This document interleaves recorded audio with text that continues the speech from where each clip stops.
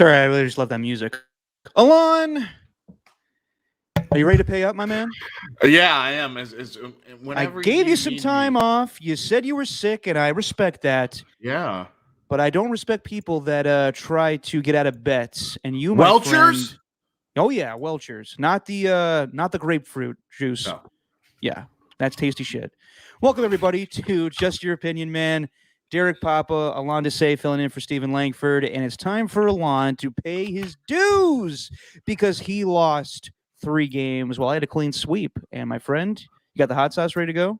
I do. This is medium buffalo. I know it says medium, but this brand's pretty hot. It's called Noble Made. It's got an owl on it. I don't know if you can see that.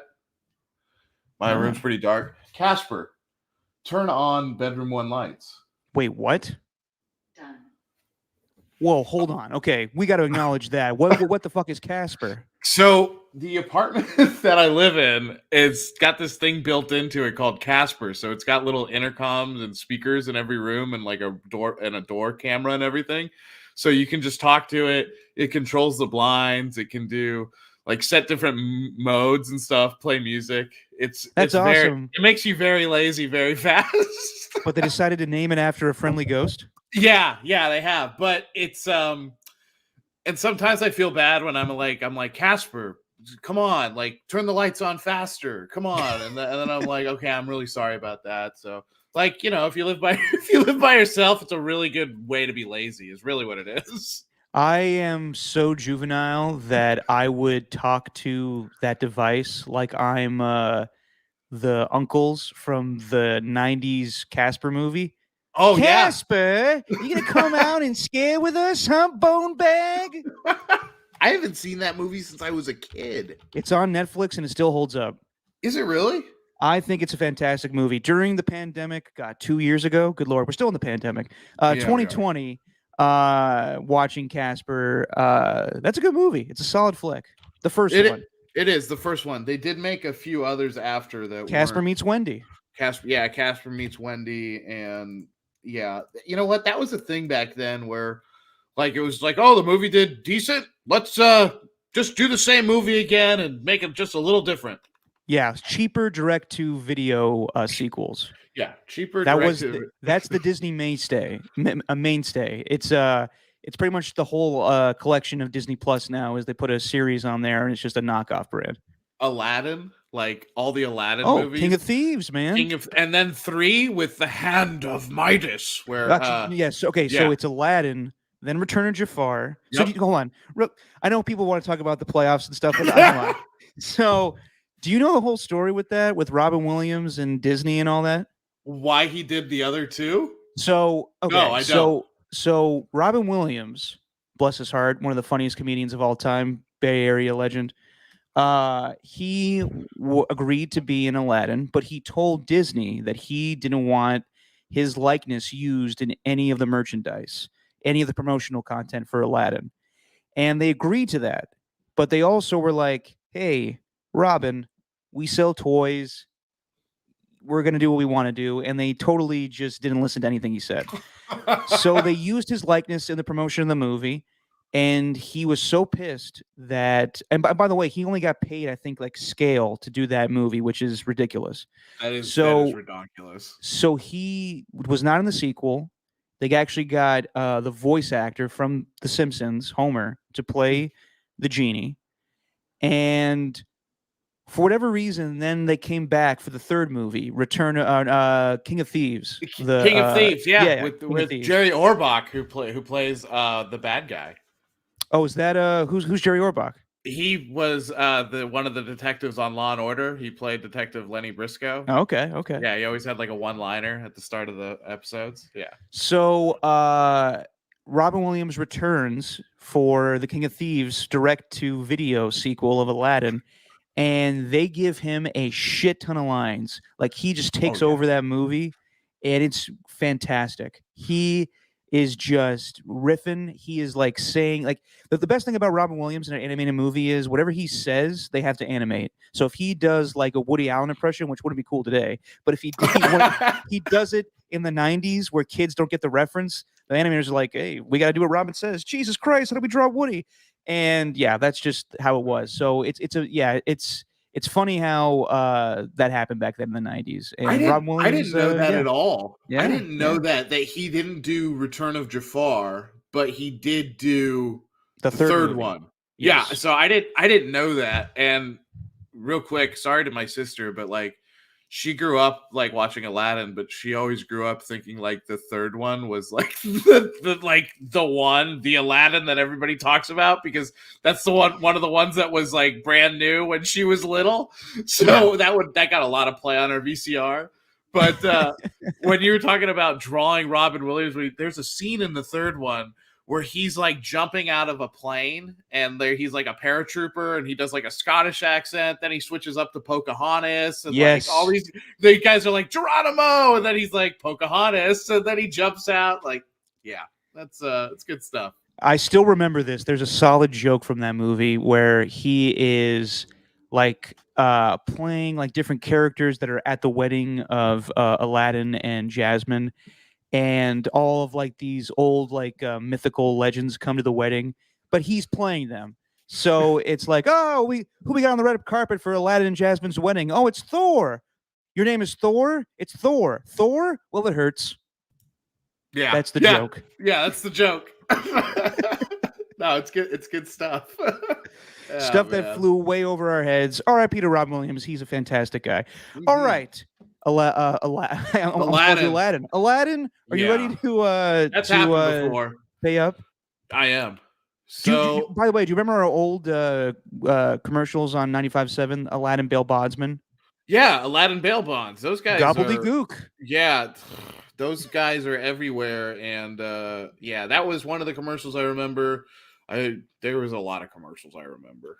Oh yeah, it's hard to get those jingles out of your mind. I think my favorite were our homemade commercials, though, where we would have to do ones like and get Greg to read like a 90 page long Comcast script, and that you wrote, and he'd have to say it in like 20 seconds because of all the stuff that Comcast wanted in there. Yeah, the real quick on that, and feel free to drink the hot sauce whenever I tell these stories. So Alon is paying up with his bets. Oh, you're just doing it from the bottle? Damn. Yeah, I'm just gonna go for it. Look at you, man. Oh yeah, here we go. That's one. Are you do this 3 times? That was 3 gulps. Look how much I just drank. Okay, that's enough. You're good, my friend. That is so hot. God, you are way better than Seth Rogen today on Hot Ones. Was he on there? For a second time. I actually haven't watched that show in quite some time. But real quick on the Comcast reads. So if anybody who knows from back in the day at 95.7 The Game, my pops would do Comcast reads. And Greg likes to not, he's not as creative as me. He can't improvise. So he needed everything written out for him. So when he told me write the Comcast scripts for me, I wasn't getting paid extra for this, but I did them just for the hell of it because he needs to read them. So I would write these goofy ass commercials for Comcast, and they were always ridiculous, just way over the top. I remember the one that got me in trouble was when they wanted to incorporate the World Cup in the Comcast reads. So I wrote at the beginning of the Comcast read, "Hi, I'm Greg Papa, and I'm so excited for the World Cup. I can't wait to watch it on my X1 DVR. Actually, I don't really care. I'm just saying this for the benefit of this commercial, but let's go." And I wrote that, and my dad reads it, and it's just, it's something funny. Like, I'm just doing this, pro bono. Like, I'm just writing these because they're fun and I can do them. I wish I was getting paid for it, but I wasn't. And my dad would read these, and the people that ran Comcast were not happy with me. So I stopped writing them. Because, if you can't take a joke, I don't want to be in business with you anyway. There was a good Oscars one. When Oscar season's here, I like to watch all the movies on my X1D, and those were the best. The best one, I remember I wrote, I'm excited about all the Oscar movies, and my dad, for whatever reason, was obsessed with, do you know the movie Holiday Christmas Party? Yes. I never seen it. I hear it's pretty good with Jason Bateman and Jennifer Aniston's in it. It's a goofy, and I wrote the line, "For the life of me, I'll never understand why Holiday Christmas Party was not nominated this year," which I find highly dubious. And we couldn't get him to say that line without laughing, so I just left it in. He's like just laughing while he reads that, and it was in the commercial, and they just ran with it. That's good stuff. Good memories. God, that's fun. Well, you're a man of your word, Elon. You drank the. I was going to say you drank the Comcast. Yeah, it You was drank about the 2 hot shots. sauce. Yeah, three Ugh. gulps worth. So you're a good boy. You drink your medicine. Ugh. And let's talk about what I believe is the greatest weekend of not only the NFL year, but I think honestly of sports. And I know people like March Madness and other, college football stuff, whatever happens on the weekends. I think this is the best weekend in sports. You get this is where the cream of the crop play in the NFL. We get arguably the best 4 teams remaining in each conference. You get 2 games on Saturday. You get 2 games on Sunday. None of this, we have fun, but none of this super wild card weekend crap. It's the best teams playing 2 games, Saturday, Sunday. Do you agree, Alon, that this is the best weekend in sports? I agree. I mean, wild card weekend's really fun, especially when there's an upset or two. But we didn't get that this year. No, the divisional round's the best. You get kind of everybody who really does deserve to be there. There's usually no weak division winners. It's usually if you won your division, or if you won in the Super Wild Card weekend, you're a wild card team. You deserve to be there. Yeah, I agree. Yeah. So, yeah. And I just remember, there's fantastic memories we have of, divisional weekend. I don't want to go into too much detail, but yesterday was the 20th anniversary of the Tuck Rule. Yeah. And, we remember that game for the shittiness that happened with it. I was 10 years old when that happened. It's kind of, I don't remember really, grasping what happened in the moment, but as years have gone on, obviously I understood what happened. And, yeah, it's just a terrible memory that we got an anniversary for. And we're getting a 30 for 30 on it, too, with Tom Brady and Charles Woodson talking about it. Yeah. You know what? ESPN's like, can we do more Tom Brady stuff? We did this man in the arena thing, and now we want to do this. By the way, I don't know why, but I'm bored and I watch shit. I have been watching Man in the Arena, and it's ridiculous with all the B-roll. Have you watched it? I've seen 20 minutes of it maybe, and you told me about how the structure of the show goes. My brother watched all of it. I was just like, dude, I can't sit through this. This is like Tom Brady propaganda film. Exactly. and I'm sick for watching it. But I mean, and also the director of the show just does the most ridiculous shit. He has just B-roll shots of lightning and horses, and it's all supposed to be metaphorical for what Tom Brady's talking about. The latest episode, which is supposed to be the last episode, talking about how he went to Tampa, is not on. It's not available right now. I still want to say it's not available. And there's no reason why it's not available. It was supposed to come out this week and has not been released on ESPN Plus yet. And I believe, this is just my own theory, I believe that they always have some former teammate of Tom Brady's on there who give another opinion or another point of view of how the season went. I believe, it's just my opinion. I have no reason to I have no intel on this, but I believe that episode where Tom Brady wins the Super Bowl with Tampa Bay that happened last season, the featured interview in that episode is Antonio Brown. Yeah. And they wanted to cut that shit out. So they are working on that last episode. That's just my opinion, man. But yeah, I wouldn't be surprised if that was the case. A really good theory. And as you were kind of building up to what you were going to say, I was like, is he going to say Antonio Brown? And that makes a lot of sense. And I don't know all the context around the show in terms of creative control. Mm-hmm.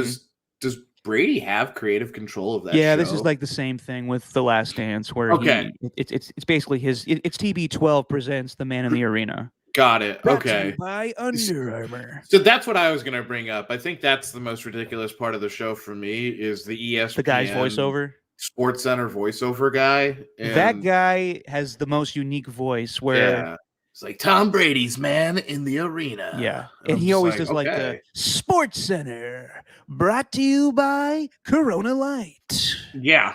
Or when ESPN had worse sponsors, they're brought to you by Stacker 2, a fat burner or something. Sports Center brought to you by GoDaddy. Yeah, exactly. And back brought in GoDaddy's to you by heyday. Cialis. Go bathe in a bathtub with your lover in opposite bathtubs. Oh yeah, I think that's Cialis. Yeah, that is. That's theirs. And also, Brought to you by Blue Chew. Blue Chew. Also, take your Cialis or Blue Chew if you're going to be playing in Green Bay this weekend because it's probably going to be pretty cold. So you're Well, it going to helped out Josh Allen. Yeah, helped out Josh Allen. Real quick, just to one more boner pill commercial. Do you remember when Viagra got that like Australian woman who was a little bit older, or maybe she wasn't Australian, maybe that's in my mind, but she was like 42, 43, and she'd be on those commercials. This was very short lived. This was maybe 5 to 10 years ago, and she'd be like describing Viagra and what it can do for you, and I'm like, these sons of bitches. They're trying to put like some hot older lady on here. They know what they're doing. They know exactly what they're doing.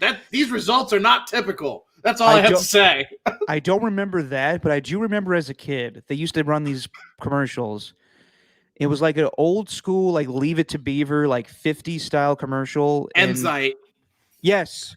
Yeah. And it was Bob. It was like the smiley son of a bitch being like, this is Bob. He's more happy now. He's taking Enzyte, and his wife is very happy, and all of the neighbors are jealous of Bob. Dun dun dun dun dun dun dun. dun. Yeah, that was the one. Those were the best. Okay, boner commercials aside, let's talk about this game. It's going to be cold, and we got the God. This is the first time we're starting with the Niners on the show.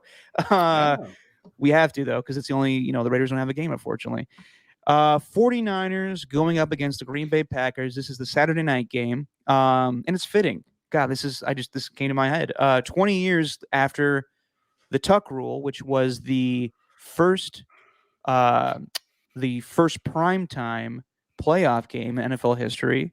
My dad, 20 years later, has to go to frigid temperatures to Green Bay to see the San Francisco 49ers play against the Green Bay Packers, even though he says the Tuck rule wasn't that cold that night. I beg to differ. I can't believe that at Foxborough with the way that's sitting. No way at old. He's trying to act tough. He was cold, and he's freaking out. It's gonna be worse than Green Bay. It was 9 degrees when they landed today, so you can only imagine how that's gonna feel at 8:00 at night on a Saturday night.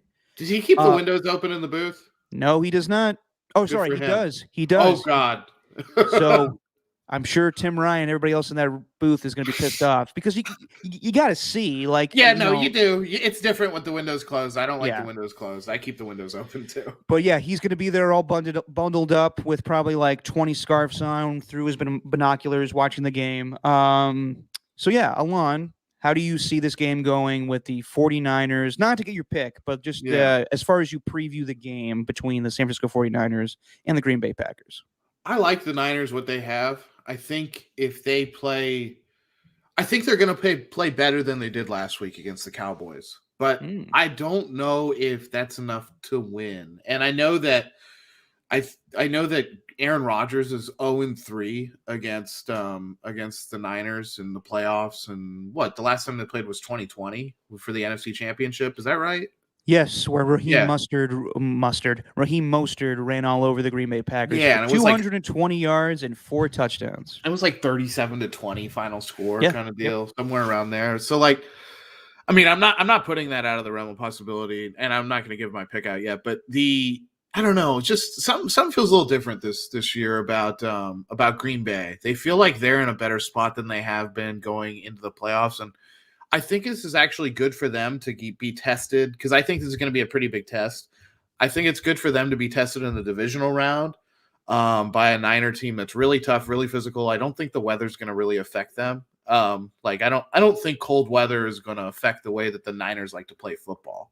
They're not necessarily taking deep shots downfield all the time or any of that, but they play a physical brand of football with all the running and passing over the middle and things like that. So I don't know. It's an interesting matchup. It's a matchup where I don't know how the hell the Packers stop Deebo Samuel. At this point, I think it's kind of foolish to even talk about, if a team's like, we're going to do this to stop Deebo Samuel, or people who cover certain teams say the team's going to do this to stop. I'm like, well, that's nice. It's like Mike Tyson used to say, everybody's got a plan until they get punched. And it's like, yeah, everybody has a plan to shut down Deebo Samuel until he lines up in the backfield and he rips a 20-yard run on you. And you're like, oh, great. And, well, at least he hasn't caught anything. And then 3 plays later, he's got a 30-yard pass. And it's just like, well, wonderful. So that's kind of I don't know. I think both these teams match up really well against each other. I think that I want to know what your thoughts on this are, Derek. If Aaron Rodgers loses this game and he doesn't play well, does that all of a sudden shift the MVP like it's like, well, Brady I can't vote for Rodgers now and it's going to Brady. Well, no, because the MVP voting has already happened. It's already happened. It's 100% regular season, so that should not. That should not impact that whatsoever. It shouldn't. So, stupid question. I should have researched that, but I forgot. In the words of Mike McDaniel, not a stupid question. No, but you know what? Have you seen that clip going around? By the way. No, I haven't. Not a stupid question. And look, I think Mike McDaniel is a fantastic offensive coordinator for the 49ers, but everybody wants him to be head coach just because of Twitter videos that people are posting. Oh, is that really? See, that's why I stay on Twitter. There's exactly, and good for you. There's 2 clips going around where someone was asking Mike McDaniel about tosses, running plays. And one of the reporters is like, this may be a stupid question. And he's like, not a stupid question. And he goes into detail about how, the toss plays and blocking and all that stuff, and it's very well done. And then there's another clip where Mike Jones, the reporter in the Bay Area, is asking a question to Mike McDaniel. Mike Jones, exactly, and he goes, "Who? Mike Jones?" And everybody's like, "Oh man, Mike McDaniel's so cool." He did that? Yeah. Wow. I mean, that's cool of him to do. That is cool. Yeah, I just don't know if he's going to be a head coach yet. That's all I'm saying. 281-330-8004. Yeah, yep. I mean, like, come on. That's awesome. No, so I didn't know that. So I don't know. Maybe I did know that. I just wasn't thinking about it. But so let's take the MVP conversation off of it. If Aaron Rodgers loses, because I think this is big. I think there's so much pressure on him to win this game because he's pretty much beat every other team at least once that he's played in the playoffs, I want to say, unless it's in the Super Bowl, his Super Bowl matchup, the one they lost. But, like, I don't know. Like, it feels like things can't end for Rodgers with him only having 1 Super Bowl and 2 appearances. And if he gets the NFC Championship and loses, it's like, hey, look, they were a team that was always there and they just didn't have enough pieces around them for a lot of those years. But, I mean, it's tough. Green Bay, I will always maintain, they went from Brett Favre to Aaron Rodgers, basically, and they have two trophies to show for it.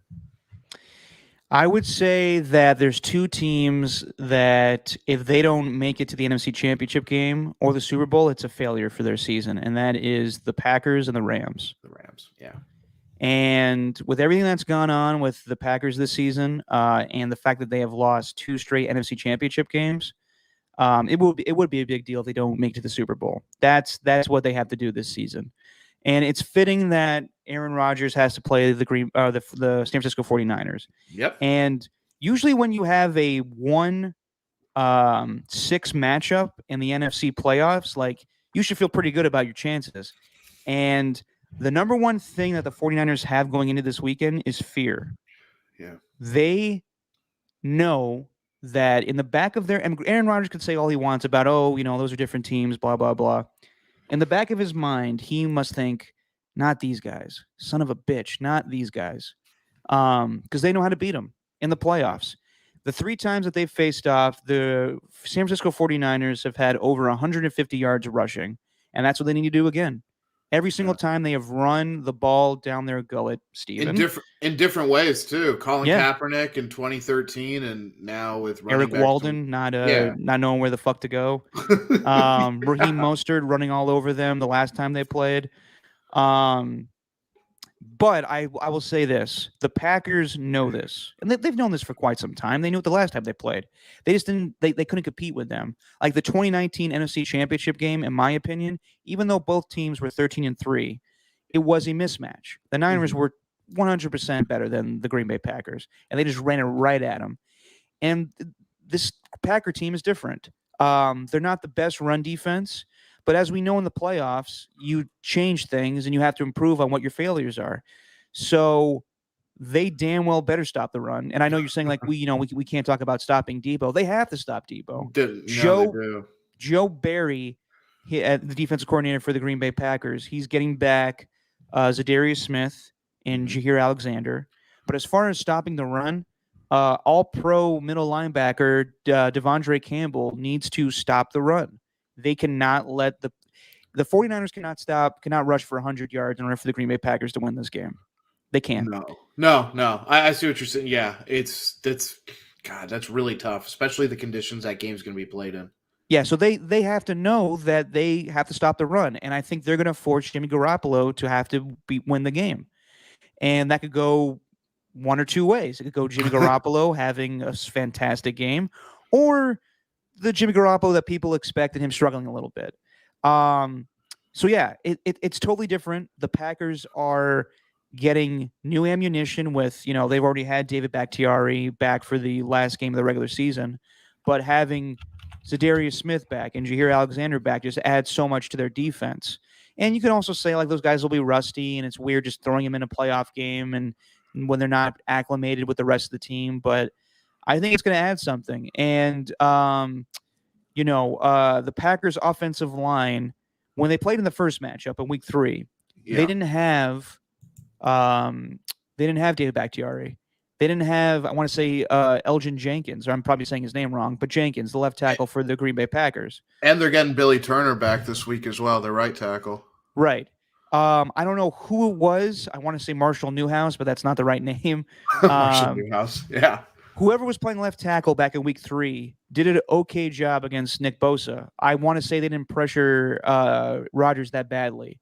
So if the offensive line can hold up with David Bakhtiari and you get a Nick Bosa who's coming off a concussion, then, as long as you contain the Niners front on both sides, the defensive line and the offensive line, then I think this game is going to be a mismatch. No, I don't think that's going to happen because I think they're both evenly matched teams, despite the fact that it's a number 1 seed going up against a 6 seed, and this is as good as it gets with that. I think it's going to be a really tough, hard-fought game, but the difference, in my opinion, is just that Aaron Rodgers is on another level right now. He's way better than he was the first 3 times these teams played in the playoffs. It's not even close. I know he was on an MVP level, but when he played them in 2012, when Colin Kaepernick ran all over them, when they played against each other in 2013, he was coming off the broken collarbone that season. So he wasn't at full strength. And then in 2019, he was not, himself. He still had a solid season, but it was different. And the roster just wasn't as good either. The Niners had, in my opinion, the best roster far and away in all football. Right. So I believe that Aaron Rodgers and the Green Bay Packers, and another thing we're not even talking about, Matt LaFleur going up against his buddy Kyle Shanahan with all the bullshit that went on with, apparently their relationship is not the same. I don't believe that. But just all the rumors that went in with San Francisco trying to get Aaron Rodgers right before the draft. They want to beat the Niners. And it's kind of fitting that they're playing them because they're the biggest bully that has been in their way for quite some time. If they want to change things, like the way Peyton Manning had to overcome the Patriots, the way Steve Young had to overcome the Cowboys. It's the same kind of thing with Aaron Rodgers in the 49ers. So I think this is set up to have, a great America's game story or segment where he explains the 49ers always kicked my ass. They were the team that snubbed me in the draft. It's setting up for this way. So I know that, the Niners secondary has been playing better of late, and, they did a good job for the most part against the Cowboys receivers. Is it, I want to say, keep saying his name wrong. Abry or Aubrey Thomas, the rookie cornerback for the 49ers. Do you know? I always say Abry. We're probably saying it wrong. I want to say it's Aubrey or whatever. I'm probably saying I'm butchering it, but the rookie cornerback for the 49ers, he's been playing well of late. The whole secondary has been playing better, but Ambry, that's it. Ambry. That's it. Yeah, it's Ambry. Thank you. Ambry Thomas has been playing better of late, but I think that Aaron Rodgers, if he gets the protection, he could dice the secondary up like he did in week 3. And a big deal, a lot of people say that in order to get, Aaron Rodgers out of rhythm is taking away Devontae Adams. And, he doesn't have the same relationship as he does with, Alan Lazard and Marquez Valdez-Scantling, but he does with Randall Cobb. And I think that's a big deal. People laughed at him wanting, pounding on the table when he was going through his shit in the offseason about he wanted Randall Cobb. He liked Randall Cobb. I like Randall Cobb too, but a lot of people like Randall Cobb. He's past his Yeah. prime. Randall Cobb is a security blanket for Aaron Rodgers. Oh. And getting him back, if they have third downs where Devontae Adams is taken away, then he will look for Randall Cobb. And I like that matchup for the Green Bay Packers. I do too. I think Randall Cobb is big for them just because every good quarterback I kind of say like has that guy that maybe he's not the number one weapon on the team, but like they just have something with him. And that's Randall Cobb's one of those guys for Aaron Rodgers. I think it's huge that obviously Bakhtiari's coming back. You get a guy like Jair Alexander coming back, but Aaron Jones, I wonder how much run he's going to get and how effective he's going to be against the Niners, because he's going to play. Now he's going to play, and I think they got to use him in the passing game. Yeah, I think that's what I'm saying. I think they yeah. have to get the ball out to him on swing passes and things like that. So I very much have a similar opinion on the game as you. I think it's going to be a very hard-fought game. I do think both teams are going to be able to score. Like, I'm not saying it's going to be a shootout, like, a crazy high-scoring game. But I think both teams, Matt LaFleur and Kyle Shanahan, are both going to have, like, some of their best stuff ready to go for that first the first 2 drives of the game for each team. And I could just see that being, 14-10 pretty quickly. Just because and either way, just because both those teams like know exactly how they want to attack you, and they both kind of do things. It's kind of amazing. They both do things that the other team is not great at stopping defensively. Yeah. The Niners love to just run the ball and pound the rock at you, and it's not always up the middle, and it's not always on toss plays. They just do it in so many different ways. And on the flip side, Green Bay, they have Aaron Rodgers, who's like the Terminator at quarterback. The guy he seeks and destroys, and he finds every little window and he'll exploit you every single way he can in the passing game. And getting Aaron Jones back, to me, I'm like, so he's got Jones, he's got a guy like Lazard, he's got Devontae Adams, like, man. And AJ Dillon to take the load off of his shoulders, just running the ball up the middle. Yeah, and just running the ball. And then you're telling him he gets his one of the best left tackles in football back, and he's got his right tackle back in Billy Turner, and he has Aaron Jones. It's just like they're getting, hey, you know what? The way that the playoffs now works, where you only one team gets a bye week, that is huge. I mean, this playoffs has really shown how important that could be for that 1 seed, because Green Bay's getting healthy right at the right time, getting either guys back healthy from conventional injury or getting guys off the COVID list with that extra time.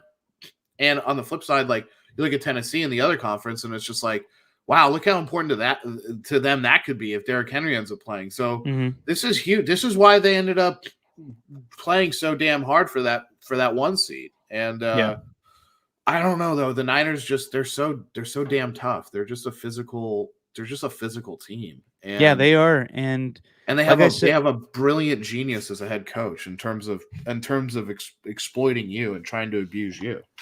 But I think it's the same case with Matt LaFleur. And it's funny to me how everybody's posting old pictures when back in the day in Washington, where all 3 guys were on the same coaching staff. LaFleur, Shanahan, and McVay. Yeah. And they all, are young and don't have facial hair. And but like we all knew this. Like everyone's like tweeting out stuff like, "Could you believe?" Like they're all like Joe Tessitore. Could you believe that Sean McVay and Kyle Shanahan and Matt LaFleur were on the same coaching staff? Boog, this is weird. Well, Joe, let me tell you, that would be Booger, and he's in the Booger mobile. Yeah. Oh my gosh! And Jason Witten's like, Ibaka. Oh boy. Yeah. But yeah, dude, I think the biggest thing going into this game for the 49ers is that, yes, they're a physical team and they can run the ball, and the Packers are not great at stopping the run. And the biggest thing they have going for them is fear of failure for the Packers, that this is the team that they did not want to face in the first round or second round for them, but the first playoff game. Fear can be good. It can help you. So, I mean, it's a double-edged sword there with fear. I mean, it can really hamper what you're trying to do, but can also motivate you to do things better than you normally would if you didn't have a little bit of fear. I was going to ask you, Derek, do you think there's that same kind of because we mentioned the coaches briefly, Shanahan and Matt LaFleur. Do you think there's any? I know they're not in the same division, but any kind of that similar dynamic, that weird dynamic that McVay and Shanahan have? Is there anything like that between LaFleur and Shanahan? I Yeah. feel like it's I feel like they're competitive, like a healthy competition between the two, but I don't feel like I just feel like Shanahan really tries to stick it a lot to McVay, and I don't know if if that exists with LaFleur. No, I think so. I think it's a thing between all three of them. They're all Okay. buddies. They're all looked at as, young white offensive coordinators that were given, big franchises. And I say that jokingly because, of course, Yeah. they were given opportunity. But yeah, they want to beat each other because they're all buddies, but they know at the end of the day, like, they want to be better than the other one. And Yeah. it's a competitive, like, whenever, like, you go up against your friends, you want to kick their ass. I think at the end of the day, they love each other. Like, I think people get the wrong impression that LaFleur and Shanahan don't like each other, or vice versa with McVay. They all went on McVay's podcast this off season. So yeah, I think that they want to beat each other. Yeah. Yeah, it may be different because McVay and Shanahan play each other twice a year, but there's friendly animosity there. Yeah. It's just like I think part of it is because they know how good the other coach is, the other guy is. They know how good and lethal their buddy is, so they're like, they just put a lot into these games. And if I get a chance to dunk on you and really put this game away early or put it away at any point, I need to take it because I know that you're just as crazy and maybe as smart as I am, like in terms of what you're trying to do. So I don't know. I think it's such a fun matchup. And man, for a guy who no one likes at quarterback, Jimmy Garoppolo sure finds himself in a lot of big games since being a Niner. Yeah, he does. He does. And we'll see what happens. We'll pick this game later on, but Yeah. as the Packers and 49ers face off against each other with head coaches that they probably want for the foreseeable future, the Raiders are looking for their next head coach, and we don't know if Rich Bisaccia is going to remain with the team, but we do know that Mike Mayock is not going to be there.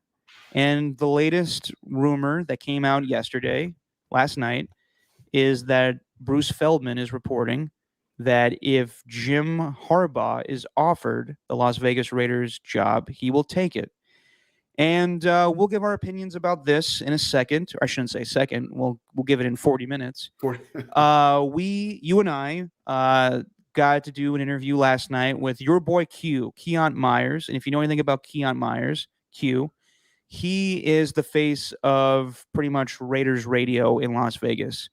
And this news broke when we were interviewing him last night, and we'll talk to him all about it. But it was nice catching up with Q. I know him from back in the day. He's a Bay Area guy, and we asked him all about that. So here's our interview with your boy Q.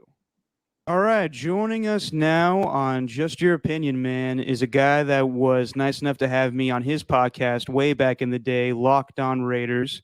And now he is pretty much the face of Las Vegas radio. He is the program director of Lotus Broadcasting, which includes ESPN Radio, Fox Sports Las Vegas, 12:30 a.m. The Game, and Raider Nation Radio, where you can listen to him on Unnecessary Roughness. It's Keon Myers, a.k.a. your boy Q. What's going on, Q? Man, chilling. I appreciate you guys having me on the show, man. I'm excited about it. You mentioned me having you on the podcast back in the day on the Locked On Raiders podcast. That was awesome. And here we go, full circle, man. We meet again. So this is fun, man. I can't wait to get this thing going. No, well, thank you, man. I appreciate you jumping on with us. And a lot has changed since I think it was the 2018 season I was on with you. We were talking about when Amari Cooper was traded and Khalil Mack was traded and John Gruden was just starting his first season as Raiders head coach. So a lot has changed since that time. But let's start off with what's going on in the news lately. And we're recording this on a Wednesday night. And the latest news from Bruce Feldman is that if the Raiders were to offer the head coaching position to Jim Harbaugh, he would leave Michigan and accept that role. So, Q, I'll leave it up to you, man. Do you believe Jim Harbaugh will become the next head coach of the Las Vegas Raiders?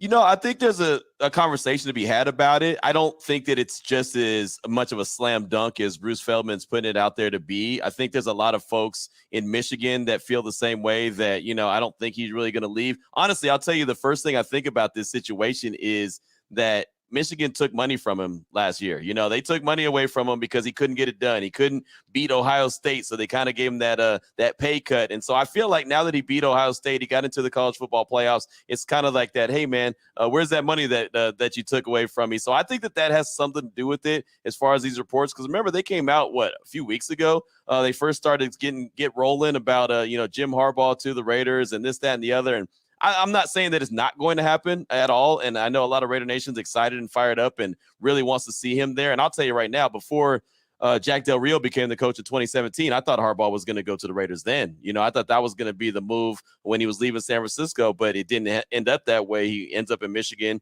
and that's where he's still at. So I think it's a strong possibility that he could be the head coach. I think it would be a good hire if Mark Davis were to go get him, but I'm not going to rule out the fact that Michigan and Harbaugh go back to the table, renegotiate, and he's in Ann Arbor in the fall.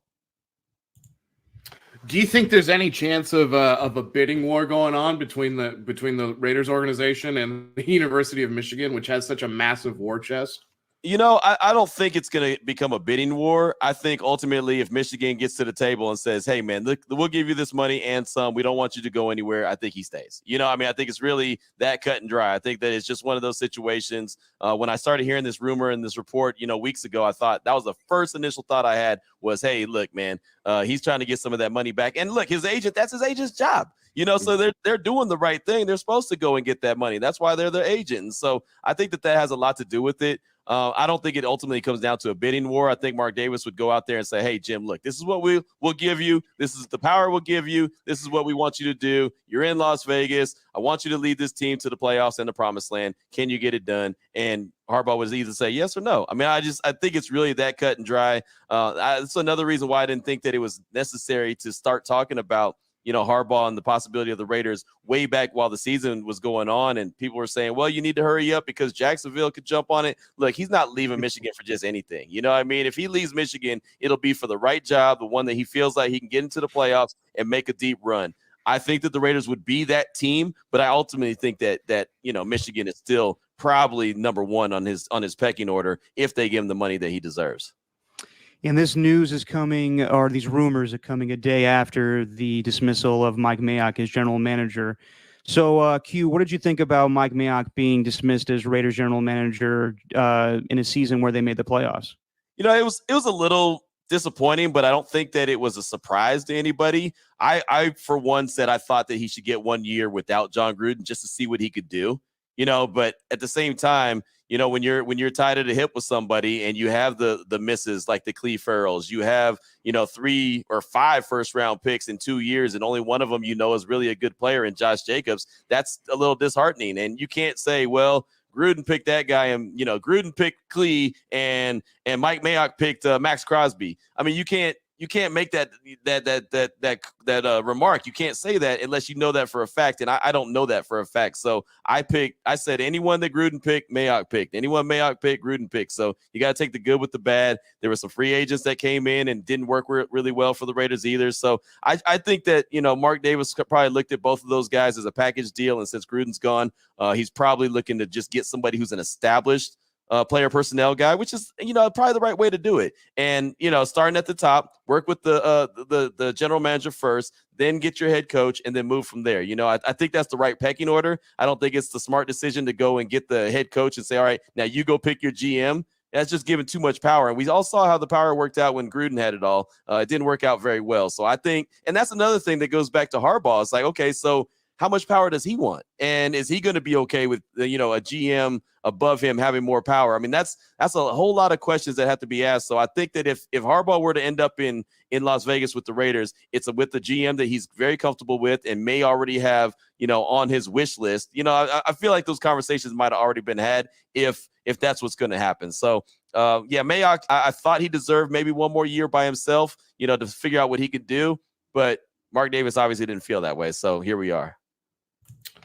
Do you think that with the establishment of a new general manager, that there's going to be a big stylistic and massive structural overhaul to the way the team operates. For instance, Mike Mayock, as you said, Q, he was really at the service of John Gruden, and John Gruden had all the power. Do you think we'll see a more conventional, as you favor, a conventional structure where it's, hey, the general manager has a whole ton of say, maybe way more of the personnel decisions than this past regime did? I hope so. I mean, I really do. I just think that that's how the good organizations outside of the Patriots operate. You know, I mean, obviously we all know in the Patriots it's Bill Belichick. He's the end all be all. But besides that, he has a lot of guys that help him out. And he has some guys that have made some headway and have made general managers like Nick Casario's now in Houston as the general manager. And you see that there's guys that the Raiders have requested to interview from there that could be potential GM guys that have a little skins on the wall. But I just think that's how it should be, right? I think the coach and the GM should work hand in hand. The coach should be the CEO on the field, and the GM should be the CEO in the front office. You know, he should be the guy that goes out and makes the move. So if I come to you and say, hey, I need a middle linebacker that goes sideline to sideline, I need this guy, then I need my GM to go out and get it for me. But I don't need my head coach to overrule the GM and say, no, that one, I know Devin White looks really good, but I don't want him. I want this guy. You know what I mean? Instead, I just think that that's how it should be. I think that's how the power structure should go. And, you know, it's not how it was with the Raiders because Gruden had all the say. I mean, even when Gruden resigned and then Rich Bisaccia took over, Mark Davis said now Mike Mayock has 51% of the say and Rich Bisaccia has 49, where before it was Gruden had 51 and Mayock had 49. And I'll be honest, does any of us think that Gruden only had 51%? I don't think so. I think we all believe he had about 98% say, you know, and hey, look, and that's the power that he was given by Mark Davis. So I'm not blaming Gruden. I mean, if someone's going to give me all that kind of power, I'm going to take it too. Now, not saying I'm going to get it right, but it's saying that that's the power that they're going to give me. And it's so interesting that we're having this conversation where Rich Bisaccia is technically still, I guess, well, I guess once the season's over, he's not head coach anymore, but he did take the team to the playoffs. Yeah. Just Q, your thoughts on Rich Bisaccia, the job he did as Raiders head coach, how the organization feels about him, and do you think that it's out of the realm of possibilities that he remains the head coach of the Las Vegas Raiders?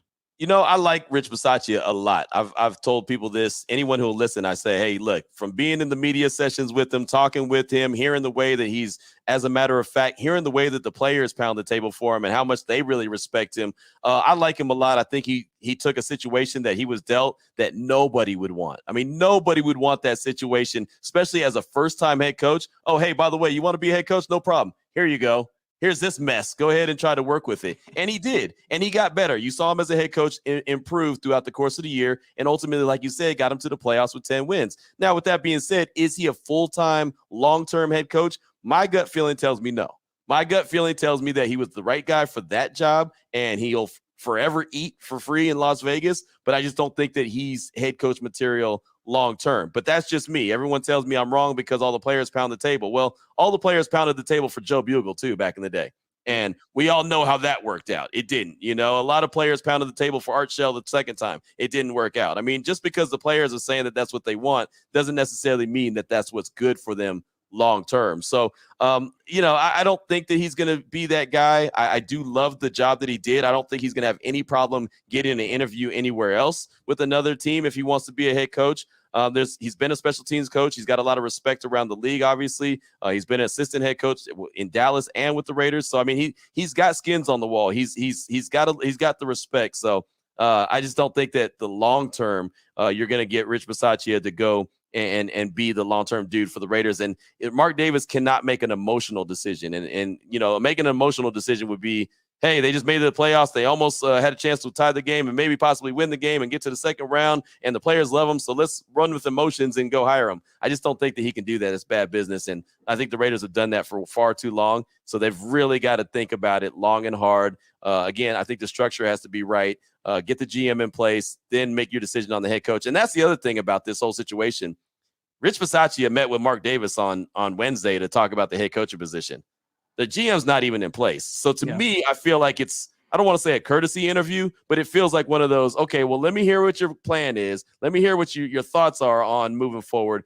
But, you know, I just don't see, if you're going to really go out and get a real GM and a guy that you believe is going to help with your structure, you would go and make a decision on the head coach before you bring the GM in. I just don't see that. Real quick, Alon.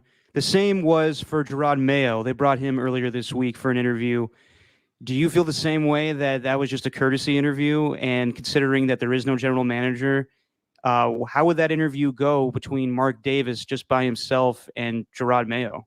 That's a great question, but I know he's getting a lot of attention across the league. There's plenty of teams that are interviewing him. I don't know. I think he's going to end up somewhere. He just doesn't have the coaching experience, but everything he's done from every walk of life, he's been really good. And he's a young cat. He's 35 years old. He's a guy that I think the players could relate to, but I don't know if you just go ahead and give the keys to the car to a guy that really hasn't, had his foot on the gas in that kind of position, because you've got to get it right. That's the thing. Like, this can't be one of those, hey, this is a nice up and comer and we're going to show the league that we know. I mean, this has got to be a guy that's the dude. He's got to be the guy that's going to get it done, because you can't afford to get it wrong and set the franchise back a few years. And that goes with the GM hire too. So I don't think it's a courtesy hire. I think it's a due diligence. But with that being said, there's also guys in the Patriots organization that are potential GMs that the Raiders are going to be talking to. So maybe you can do that. Maybe Mark Davis could do that and say, okay, well,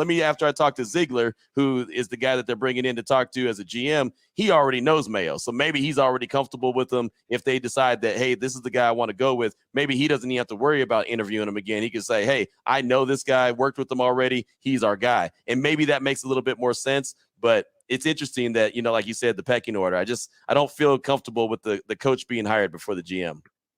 Keeping it on the head coaching situation and that job search, do you have a preference, or do you think it's a mistake one way or the other to go for an offensive guy rather than a defensive guy, or vice versa? For instance, with all the firepower that the AFC West has and just how it's an offensively driven league, do you think they should be looking more offense top down rather than defense? That's a really good question. I just think that they need to have the best CEO. They need to really have the best guy for the job. I mean, if it's a defensive guy, great, go get it done. And, just make sure that defense stays as strong, if not better than it was this season, which it was nice to see a Raiders defense actually step up and not be the liability of the team all year. That was fun. So you got to give Gus Bradley some credit for that and what he was able to do in the short term. If you're going to go defense, fine. You better have a firepower offense. Have your offensive coordinator that is going to be cooking. And so that's why the dynamic, when I, even going back to Harbaugh again, it's interesting with Harbaugh, because, the blueprint is laid out of how it could shake out. It could be Harbaugh as the head coach. It could be Pep Hamilton as the offensive coordinator. It could be Vic Fangio as a defense coordinator. And I know that is a dream team right there as far as a coaching staff, and then have a guy like Ed Dodds from the Colts, who has familiarity with Harbaugh, as the GM. I mean, it all works together, and the math makes sense. I just don't know if it's going to happen, and I don't want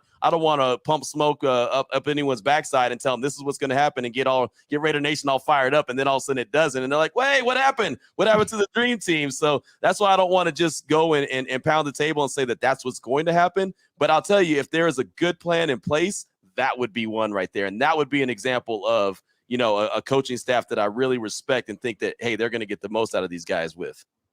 So if you had to say, if Q was owner of the Raiders, what would be your ideal combination head coach, general manager?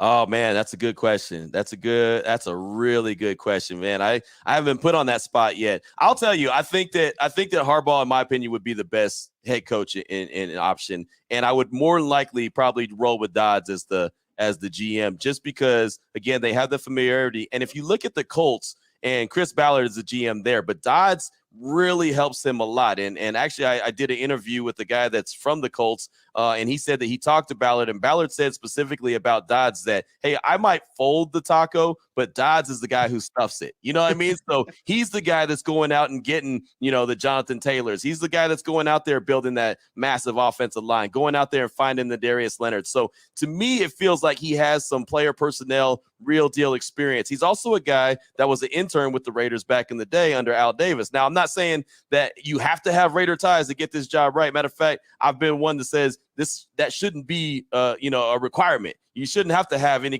kind of ties to the Raiders, because that's how you get you fall into that pigeonhole. But if there was probably a 1-2 punch that I thought was a better chance to get it right than not, that would be the one right there. Now, there's One other coach that I would be very interested in, and for multiple reasons, and that's Brian Flores, because he got let go in Miami. I was surprised by that. He took a team that was supposed to be tanking to 5 wins that year, and then back-to-back double-digit wins year. And he didn't make the playoffs, but he still had 10 wins in the year from a team that I'll say didn't have a whole lot of talent, especially offensively. Defensively, they were solid, but offensively, not so much. They quarterback, they still don't even know if they won in Tua. So I like Flores. And the reason I would be intrigued, and I kept saying this today, and I was like, man, I don't even want to say this out loud because I know people are going to get all upset about it. But if Flores were to be hired as the head coach, I did want to pose the question, would he want to make a move? Would Derek Carr be his guy, or would he try to get Deshaun Watson, who Deshaun Watson is very interested in playing for Coach Flores? Now, if you go and get Watson, you get all the baggage that comes with him, and I don't know if the Raiders can afford that with all the issues that they have off the field. That's, you know what I mean? So it's like an algebra problem, and I'll tell you, I only got to pre-algebra. I never got to algebra, so I can't tell you how to solve that problem, but I think it's a hell of a question, you know? Back with the GM side of things, Q, what does it say about – so Mike Mayock had, I would say, furnished the roster with starters, Divine Diablo, some of the free agent signings, Trayvon Merritt, guys like that. But do you think the next GM really all they have to do is be solid in free agency but really just hit on some first-round picks for the next 3 years?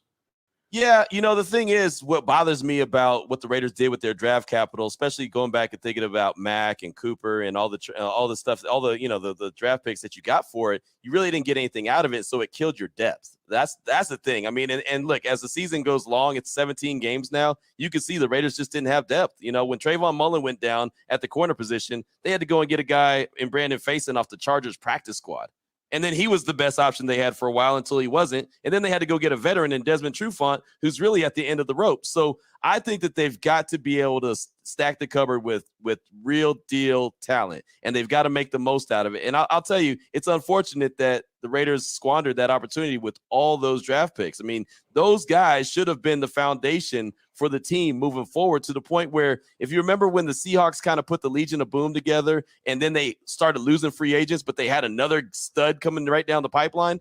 That's the idea behind having all those extra draft picks. You should have been comfortable knowing that you had studs coming up behind you, but you don't.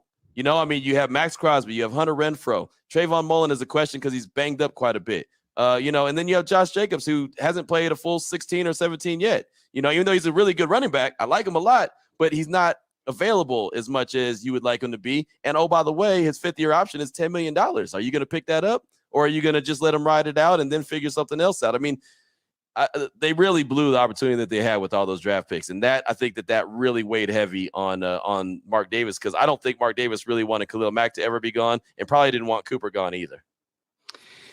When I was producing Raiders pre and post back in the day, whether it was John Middlecoff or Chris Townsend hosting the show, we would always get phone calls that were negative towards Derek Carr.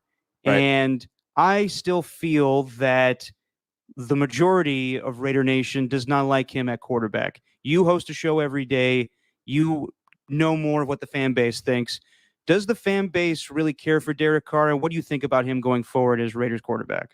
You know, I think it's really split. I really do. I mean, we'll get calls sometimes where it's like, trade Derek Carr. And now it's funny because some callers are trying to call in and use reverse psychology. Well, trade him because when a quarterback leaves a situation, they get better. Look at Matt Stafford. So for Derek's sake, go ahead and trade him. I'm like, really? You care about him succeeding with another team? No. Oh yeah, it would be better if he just went with another team. He'd be more successful. And I because he's done so much for the organization. I'm like, okay, you just don't like him and you're trying to get rid of him. That's fine. Just come out and be real about it. So I think that it's a really a split like audience. You know, some of them really love him. And the other thing about it, I think this is the biggest issue with people that don't want to get rid of Derek Carr. More people that don't want to get rid of him is because they're scared of what's next.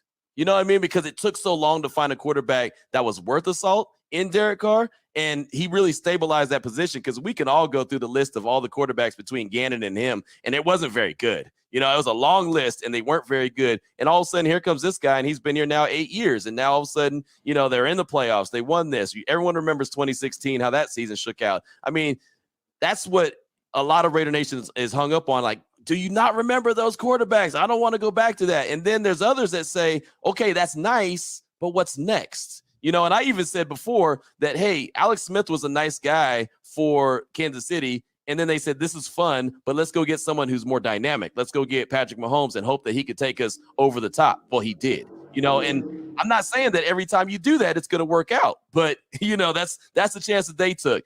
Justin Herbert, they went and got him in LA for the Chargers, and they had Phillip Rivers clearly at the end of his rope, but that's a great quarterback. Do you want to get rid of a great quarterback for a rookie that you really don't know what he's going to do? Well, it worked out. But then for every guy like that, there's a Tua, or there's a Trubisky in Chicago, or there's those guys that didn't work out, and you're like, oh man, wouldn't want to be you, And so I think that a lot of the fan base is scared to move on from them, but I think deep down in their heart they really want to, because they want to see more. And then there's just some that are just, oh, Derek Carr can do no wrong, and I mean, I don't really listen to those guys too often, because I just know that no matter what you tell them or what you show them or anything, it's like, oh, he's the savior. So it's like, all right, fine. No, just go ahead. I think it's really split with the fan base. I guess it's a long way to answer that question. I think it's interesting, Q, that you bring up Kansas City and their situation, because I look at that situation. Obviously, everyone would like to have that situation with Patrick Mahomes coming in after Alex Smith. But do you think that's the most realistic and maybe the most prudent way to go about it, is to maybe keep a guy like Derek Carr in place and then use draft capital, maybe even make some trades to move up in a draft, to then go try to get that next young stud that you want to maybe take you over the top? Maybe you think Derek can take you here, and then you really begin that search for another guy.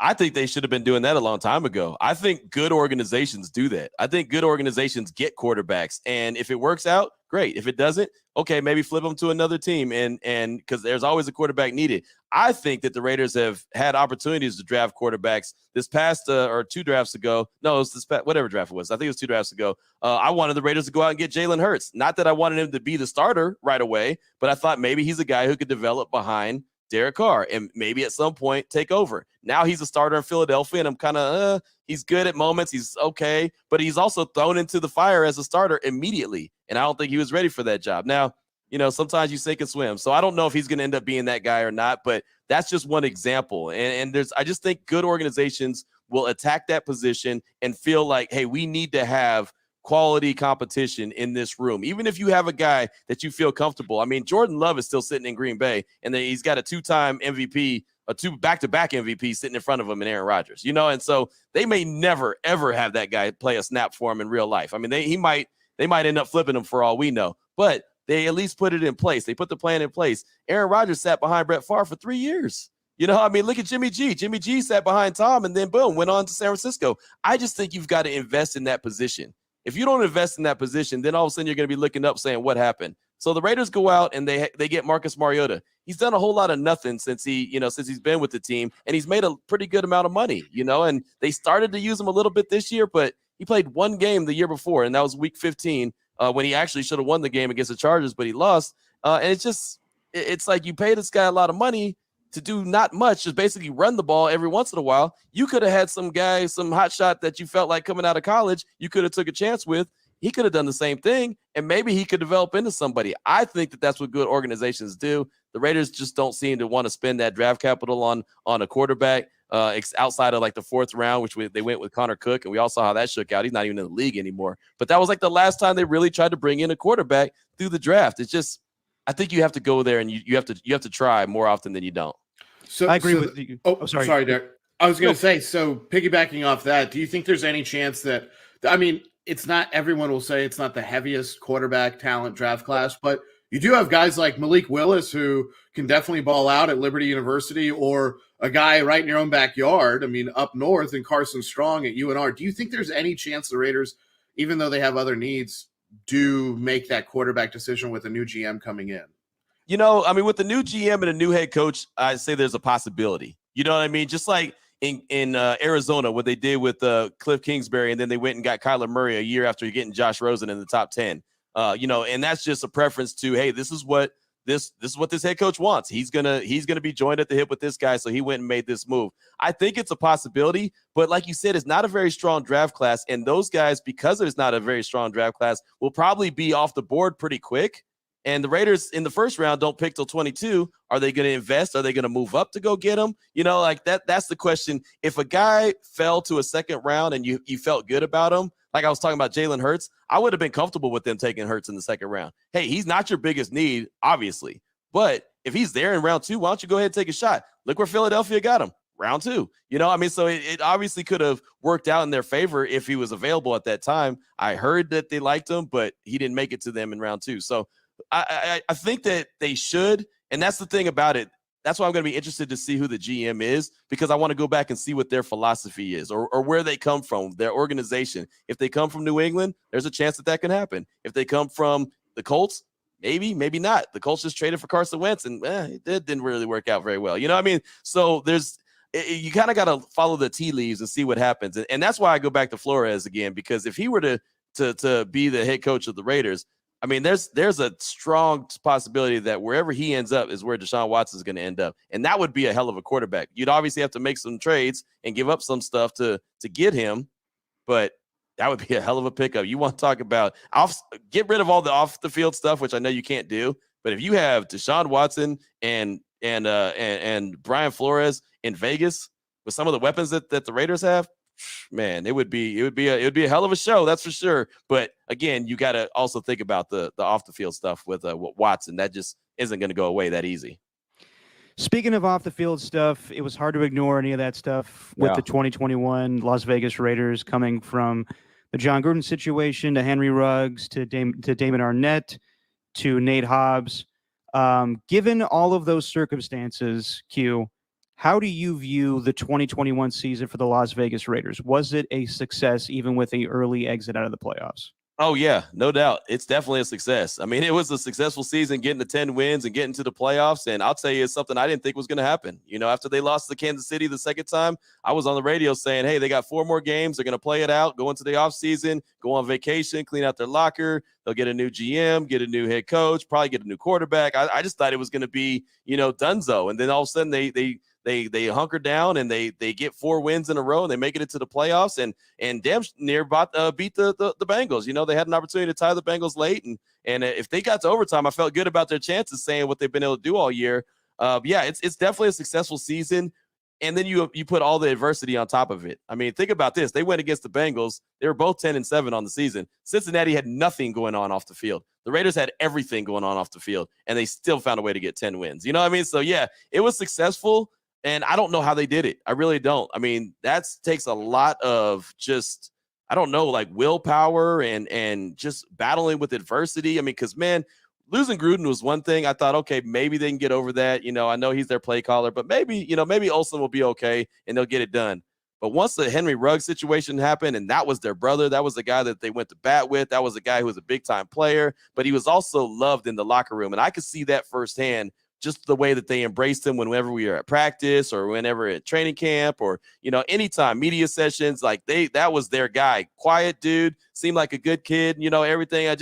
I felt so bad for, obviously, the family, the young lady and the dog that lost their lives. But, I felt bad for Henry Ruggs and his family, too, because I think he's a good dude, a genuinely good dude. Just made an awful decision that he's going to have to pay for the rest of his life, and he probably will never, ever play the game of football, which is the least of his concerns right now. It's just the whole situation. And so as emotional as it was for fans and media guys and stuff like that, it was got to be like tons of bricks for those guys in the locker room. So that one really hit him. Damon Arnett, I didn't think that was a big deal because Damon Arnett wasn't really a big deal ever. He was like that Chihuahua, and I'm sure if he sees this, he'll probably want to, send me some social media threats, and that's fine. But I mean, he was like that Chihuahua that has all the loud bark but no bite. It's like, come on, man, like, dude, you're just lucky you were a first-round draft pick. Go out there and earn it. And instead, he just never seemed the part. He never seemed like he was really focused on being that guy. He was focused on everything else and, wanted to be a internet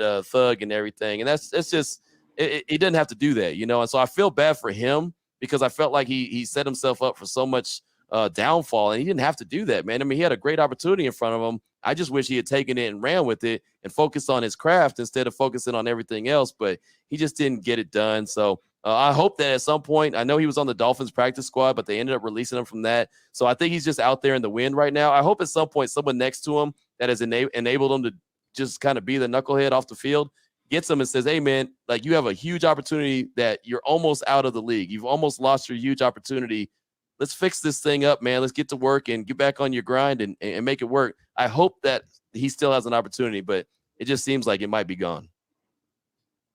So, with it, all the things that have happened off the field, so obviously, Q, you came from Texas, and then you came to Las Vegas. How has that made it? And this is more personal about you. How has that made your duties at Raider Nation Radio 920, and just as the PD and the big boss around here in the radio world? How has that impacted the way that you've had to operate and do different things for all these different entities that you control? Well, it's just kind of being cautious of the situation and aware of the situation, and really, I think this year, and this will be the year that I never forget, like you said, coming from Texas, I was just, an on-air personality.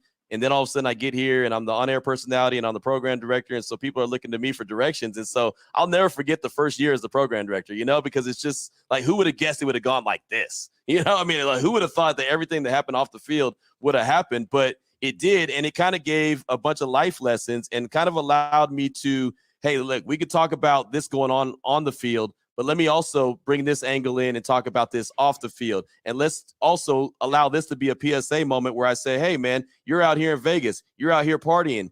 Don't do something stupid. Don't get behind the wheel at 2 or 3 in the morning when you're leaving the party. There's Ubers, there's this. So I think that we've been able to really kind of tie it all together. And I think it made me more cautious and aware of the community as well. And really, it's funny because I've only been in Vegas since July, but I feel like I've been here so long. I find myself on the radio like defending Las Vegas and getting mad when people say, well, what did you expect? You put a football team in Vegas and you put a bunch of rich guys in Vegas. I'm like, that's not the city's fault. The city didn't get behind the wheel of a car and drive 156 miles an hour. Henry Ruggs did.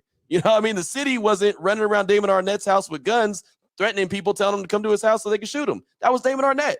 It's just, but it made me aware that Las Vegas is a lot more than just the Strip and a lot more than just partying and anything goes and whatever happens in Vegas stays in Vegas. It made me aware of the community itself and how much they care about each other. And so that's really tied me in more. And it almost takes me back to when I was in Texas. I'm really focusing on a lot of high school stuff as well, worrying about high school kids and covering football games. And just going back to the community to let people on the outside that listen, because we have a big national base that listens to us, know that, hey, Vegas, yes, it's a lot of fun. It's a great 3-day place to come visit. But if you're going to go and really be here, there's a large community that's full of awesome people that you can get to know. So I think it just helped me tie in more with the community, which obviously helps the radio station as well, because a local radio, as you guys know, is very community-based. It's got to be community-based. So I think it helped me focus a little bit more in that direction instead of just looking at the big picture of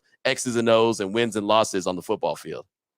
To expand on that question, let's talk a little bit about you, Q. I've known you back in the day since you used to go on Zachariah and Guru's show. And now, you went to Texas, you've been covering the Raiders for a long time, and now you're the program director of all of the major radio entities in Las Vegas for the Raiders. So just talk about your journey and how you've gotten to this point. Man, I'll tell you, this journey has been incredible. And I tell people all the time, you don't know exactly where your journey is going to take you. And, if you believe in yourself and you have faith and realize that, God's not going to send you somewhere where you shouldn't go. Sometimes you just have to take the leap of faith and be like, you know what?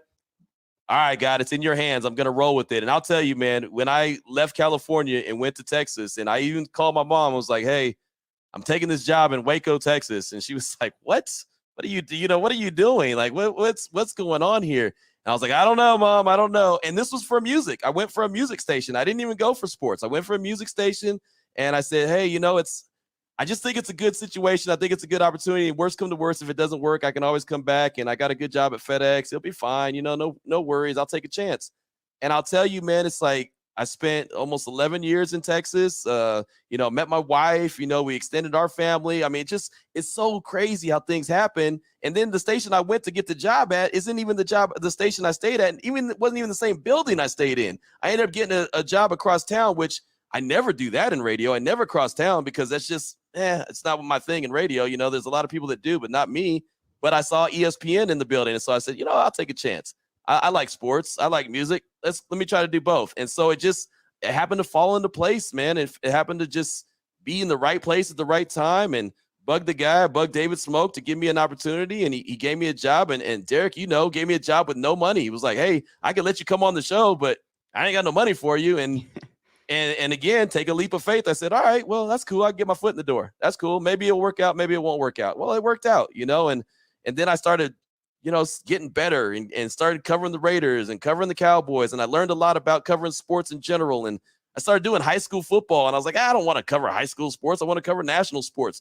But then I started learning stuff. Like I told you about the community. I started learning about that and learning how much it meant to people. And so like everything I did in Texas, I felt like was training for what I'm doing now.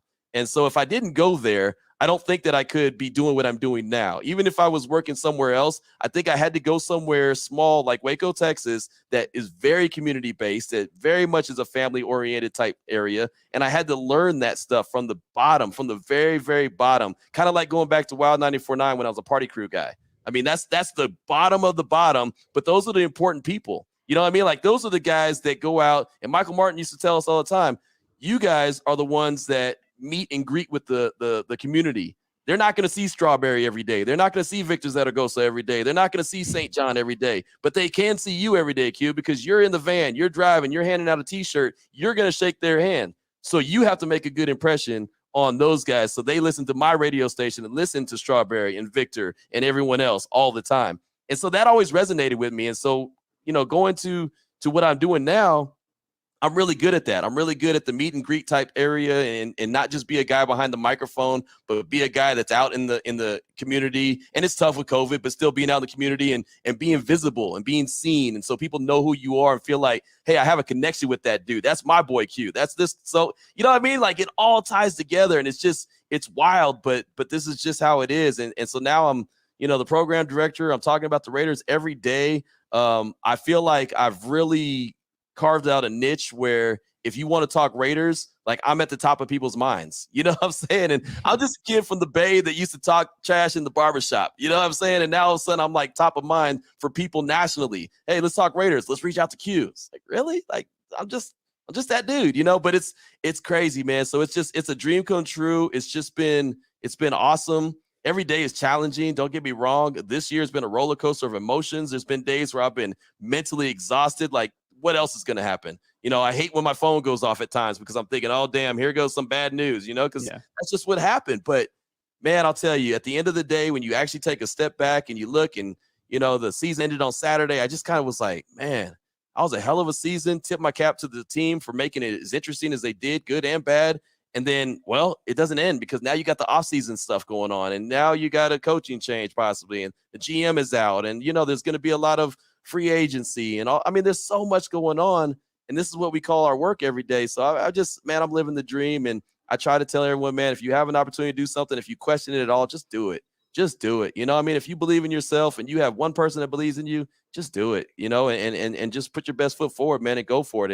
And that's what I did. And so here I am, and it's just paying off every day.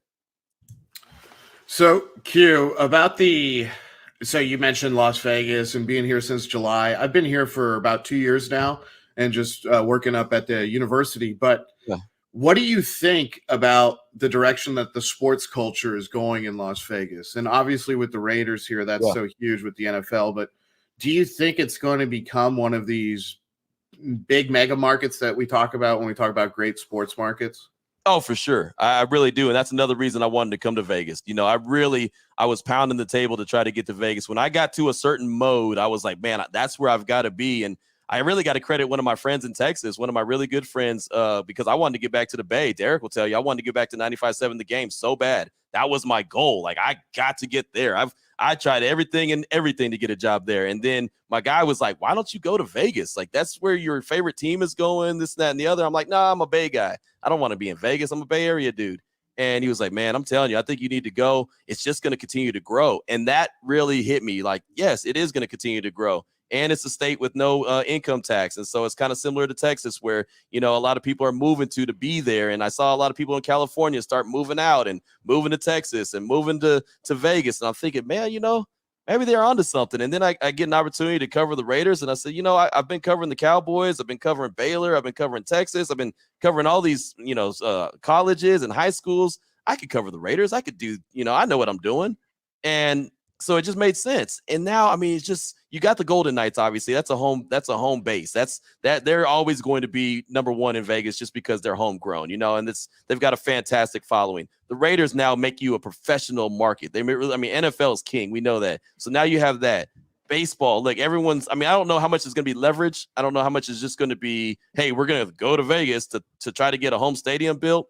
But you see the A's, who are rooted in Oakland, are now talking about coming to Vegas. And there's basketball. NBA is probably going to be here. There's so many things that are going on. They're having the Pro Bowl here this year. The draft is here. Super Bowl's here in 2 years.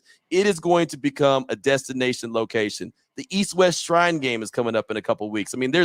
Everyone wants to come to Vegas, so now every major event. And it's funny because even off of sports, like the Grammys are coming here, and there's the CMAs are coming here. It's like everything is making their way. College football just had their Hall of Fame enshrinement here in Vegas.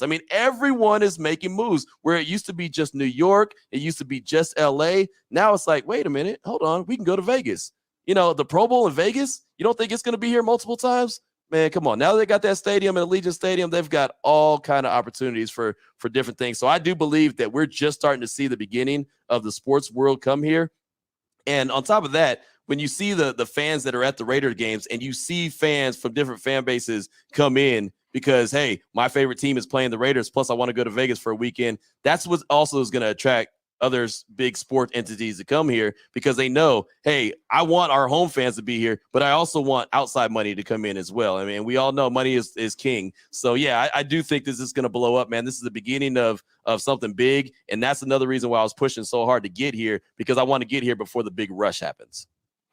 Well, Q, you've been very gracious with your time, man, and we appreciate it, but we'll get you out of here with this one last question. And you said you were a Bay Area kid, and you talked about how skeptical you were at first to, go to Vegas and kind of accept that. And I'm just, curious, how far back does your Raider fandom go? And obviously you're happy with the job you have now and you're happy to be in Las Vegas, but is there mixed emotions from being from the Bay Area like me where, the team that you grew up loving left, your hometown to go to Vegas? Yeah, absolutely. I was one of the last guys to even accept that they were going to Vegas. I kept telling everyone they ain't going to Vegas. They're staying in Oakland. Coliseum is where it's at. I've accepted it now. Obviously I'm here, but I've accepted it. But look, I'll be the first to tell you that to me, in my heart, it's the Coliseum or bust. Like Oakland is the Raiders, no doubt about it. But they didn't they didn't get the stadium done. They didn't, that's what they came back for in 95, right? It was to get that stadium. You saw what happened. They tore up a great baseball stadium. The Coliseum used to be awesome to go watch just the A's. It was fantastic. I used to love to be there. My grandfather had season tickets. I was there. It was great. You saw the Oakland Hills in the background. Then all of a sudden Mount Davis was built. I could go on and on about the story. It is bittersweet. I hate it for the city of Oakland. I hate it for the fans in the Bay Area because I know how beloved the Raiders were and still are, to the point where fans are bitter at 95.7 The Game because they don't talk about the Raiders anymore. And that sucks. It does. I remember being in studio talking about the Raiders in 2016 on December 23rd. And then I went to the game the next day on December 24th against the Colts. Derek Carr breaks his leg, and that was my last experience in 95.7 The Game in the studio. And it sucks because I know how many fans in the Bay love the Raiders, but it's their new home. This is who they are. They went to LA. They went back to Oakland. Now they're in Vegas. It's a great opportunity. They're a big fish in a smaller market with an awesome stadium. An incredible stadium. And, they're teaching these fans here in Las Vegas how to be Raider fans and what it means to be a Raider fan. So it's a slow process, but yeah, man, in my heart of hearts, I wish they had never left Oakland. Even if I was here, I would wish that they were still in Oakland, but it just wasn't the reality of what it was going to be, But I'll tell you, man, going back with the Raiders and just me growing up as a kid, and this, Derek, your dad was my soundtrack. You know what I'm saying? Like when I think Raider football, I think of Greg Papa because that's what we had to listen to because the game was blacked out. The game was blacked out in the Bay. They had the dumb rule that it had to be sold out in the stadium or else like 24 hours ahead or 48 hours ahead of time, or else the game is blacked out. So I literally had to listen to the game on the radio or drive to Sacramento and watch it on TV. And a lot of times my dad drove me to Sacramento and we'd watch it on TV. But you can't do that every week. So I used to listen all the time on the radio, and I always had the best, clearest picture of what the hell was going on at the Coliseum because Greg Papa laid it down and let me know every single thing that was happening. I knew when the blade of grass was moving. You know what I mean? It was like, to me, in my heart, as a 45-year-old now, Greg Papa was the Raiders for me. You know what I mean? Like, that was my guy because he taught me the game through my ears and through the radio because everything else was blacked out. I couldn't see it. So that's going way back. And now, unfortunately, not unfortunately for him, but unfortunately for the Raiders, I mean, he's not the voice of the Raiders. We miss that desperately. I miss it desperately. But, I mean, that's how things change. We all know things change and everything. And anytime I see him at the Super Bowl, I always just kind of give him a little fist bump and tell him thank you for him. He don't even know. I mean, I know he don't even know who the hell I am, but it's okay. He doesn't know who I am either, Q. It's all good. Look, I mean, it's just what it is. But I know all of Raider Nation that's been following the team for any amount of time knows that Greg Papa is the soundtrack to the Raiders. You know, just especially in my age group, because that's just what it was. So yeah, man, it's bittersweet, but it is what it is. And I'm hoping that people have any kind of respect for me. If I get anywhere near the kind of level that your pops has, man, I've done my job. You know what I mean? I know I'll never get to that level, but if I ever get somewhere even close, I'm good, man. I'm good. You're getting there, man. You're getting there. And I appreciate all the kind words. Alon, any more questions for Q? No, I mean, this was great. Thank you so much for joining us, Q. That was amazing. Hey, well, no problem. Man. Hey, man, I appreciate it. You and I go way back, and you've always been gracious with your time and always helpful with everything. So, Q, thank you so much, and we hope to do it again, man. You can listen to Q, obviously, on Raider Nation Radio and his Locked On Raiders podcast. Q, thanks again, man. I really appreciate it. No problem, man. Anytime you need me, you know I'm a phone call away. I got you. I appreciate you guys. Thank you, man. And that was Q, man. And, God, it was awesome talking to him about everything from what's going on with the team to them relocating to Vegas and the mixed emotions he has. Obviously, he's happy to be there. But, just awesome talking to Q. And, he's rising up in the radio game. Yeah, big time. No, he was great. And some of the insights that he had, they were spot on. I mean, could not have had him on at a better time either. We just got blessed with that timing. Yeah, and we were literally talking to him when the news, well, not the news, the rumors, the story from Bruce Feldman surfaced that it's, if Jim Harbaugh wants the job, he has it. So, Alon, I'll ask you, man, do you think at this point it's Jim Harbaugh or nobody it'll be somebody, but you think it's, they're not going to have a coach there. Yeah, exactly. There's going to go with no coach. There's going to be just, they'll figure it out themselves. But do you think it's going to be Jim Harbaugh as head coach of the Las Vegas Raiders? Yeah. And I've thought it was going to be that for a while. There's too much momentum going that way for it to, I mean, I'd be very surprised if it didn't happen at this point. And, with the GM candidates that they're interviewing, for instance, like Dodge from the Colts, and, he knows the Raider organization. He used to work for the Raiders back in the early 2000s. And do you know his connection to Harbaugh by chance? Because I know Q referenced that. I've been trying to find. They were brought in the building at the same time in terms of being with the Raiders. Okay. So, and he was a Raiders intern way back in the day. Yeah, way back in the day. And Harbaugh, here's an interesting thing about Harbaugh. And I thought Q said something really fascinating, which was how he said sometimes Raider people get a little too attached, and not just Raider people, Raider organization people too, get a little too attached about the whole, we only need to bring or only want to bring in Raiders. And sometimes maybe you want some fresh blood, someone who's not associated with the organization. But it's interesting because Harbaugh is presumably going into a situation where he's a Raider, and Al Davis, brought him in for a workout in 1993. And they didn't sign him. They signed Jeff Hostetler instead. But there was a story I was reading where Al told Jim, don't worry, you'll be a Raider someday. And when he ended up being one of the quarterback coaches in the early 2000s, he said the first thing Al said to him was, I told you you'd be back. I told you you'd be a Raider, which I think is pretty funny. But Jim Harbaugh essentially be going from one organization that goes, we need a Michigan man, to an organization that is pretty, beholden to the thought process of we only want to bring in Raiders, and that's the way Mark Davis is going to do this. And I think the last guy that is on that list of like guys they didn't get a chance to like really go through with it with is Jim Harbaugh. He's the last one. I mean, Gruden was the first one because everyone was like, oh man, what if Gruden ever came back? And so that happened. They got to go do that, and now they get to do the Jim Harbaugh thing. And it's kind of fascinating to me that it actually took this long, because I just thought after Jack Del Rio, obviously, or not after Jack Del Rio, before Jack Del Rio, after Dennis Allen, I thought in that weird year and a half gap where Harbaugh was out from the Niners, and then before going to Michigan, I thought something would have happened there, but it didn't. Well, yeah, I mean, it happened quick, and I think that he already agreed to Michigan while he was still head coach of the Niners.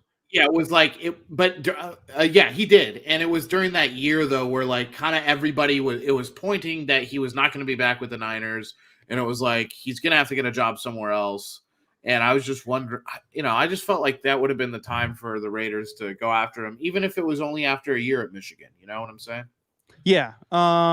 Yeah, but it's just as far as what you were talking about, Mark is trying to fulfill his dad's prophecies. Like in some regards, I don't think Al Davis would ever want to see Marcus Allen go back to the Coliseum, but that's another story.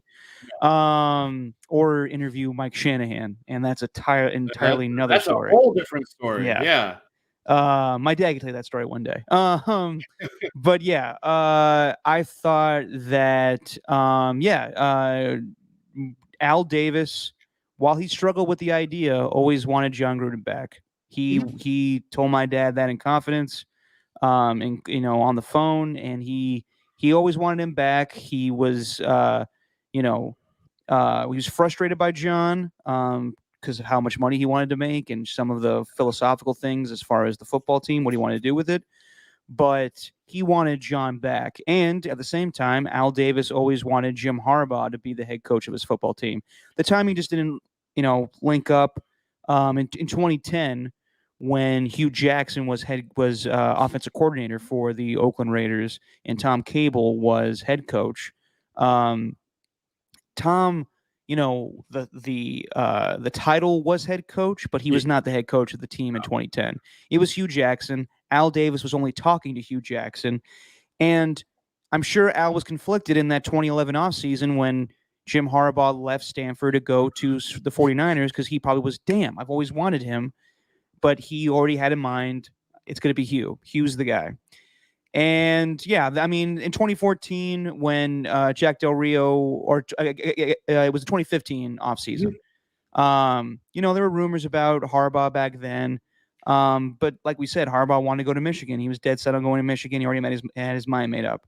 And it makes sense. It makes sense for Harbaugh to go to, if this happens, it makes a lot of sense for Harbaugh to join the Raiders. Because as I was telling you and Steven in previous episodes, just watching that playoff game, it's clear that, they had a great team, but there's not going to compete with the SEC. It's just going to be hard for him to do that. And he's a guy that is just not going to take a paycheck and just be the face of a program for, 15, 20 years just to be like, hey, it's Jim Harbaugh, the head coach of Michigan. He doesn't win anything, but he's the face of the program. Especially his program, too. Yeah. I mean, his alma mater, I don't think he could live with himself doing that. Exactly. He wants to win a Super Bowl. He wants to win a Super Bowl, and I'm sure he still thinks about the one he lost to his brother. So I think this is going to happen. It seems pretty clear with all the moves that, Mark Davis doesn't really have a lot of people that he can call upon.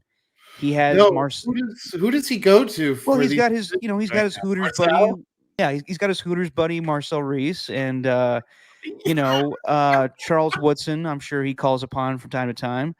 And like I said before, he was banking on John Gruden to be a success, and this is the second best thing that he probably thought of in his mind. Was like, well, John's out, he's not coming back, so let's go with the other guy that would be somewhat as big. Like John Gruden, when, being named the Raiders head coach for the second time, it was huge. He's the Monday Night Football guy, and things have changed, and he won't be remembered as that now. But it's pretty big, and they want to give him a 10-year, $100 million contract and a little stake in ownership for Jim Harbaugh. They won't do that. But they, like I said, they want to be flashy. They want to be a big deal in Vegas. So I expect this to happen. And I don't know what that means for the rest of the organization as far as Derek Carr or the coaches. I think Ed Dodds makes a lot of sense. You also hear Dave Ziegler from the Patriots. Mhm. And I think that's the reason why Mack was fired. So I expect this move to happen soon. I don't know when. It probably starts with the GM being named first. So everything looks like, that's the process they went with. So yeah, I think either Dodds, most likely Dodds. But I expect a GM to be named first. And then we hear the news that Jim Harbaugh will be the next head coach of the Raiders. So we'll see when that happens. But Alon, we got some fantastic games this weekend as I bite my tongue while I'm talking. Good Lord. Yeah. Yeah, that kind of hurt. Sorry. But Oh, you actually bit your tongue? Like I literally bit my tongue while I was talking there. Hold on one second. I just got to. Good Lord. Hey, Jim Harbaugh is going to be the head coach of the Raiders. That's insane. So can they just take all the ads That was and painful. Good Lord. things that they did with John Gruden? Like John Gruden did like a Ford ad out here. They should just take all the same lines, have Jim Harbaugh re-record them, and just Photoshop Jim's face onto every billboard and poster and stuff. That's probably easy. And then be like, forget it. Probably. It was Jim the whole time. Yeah.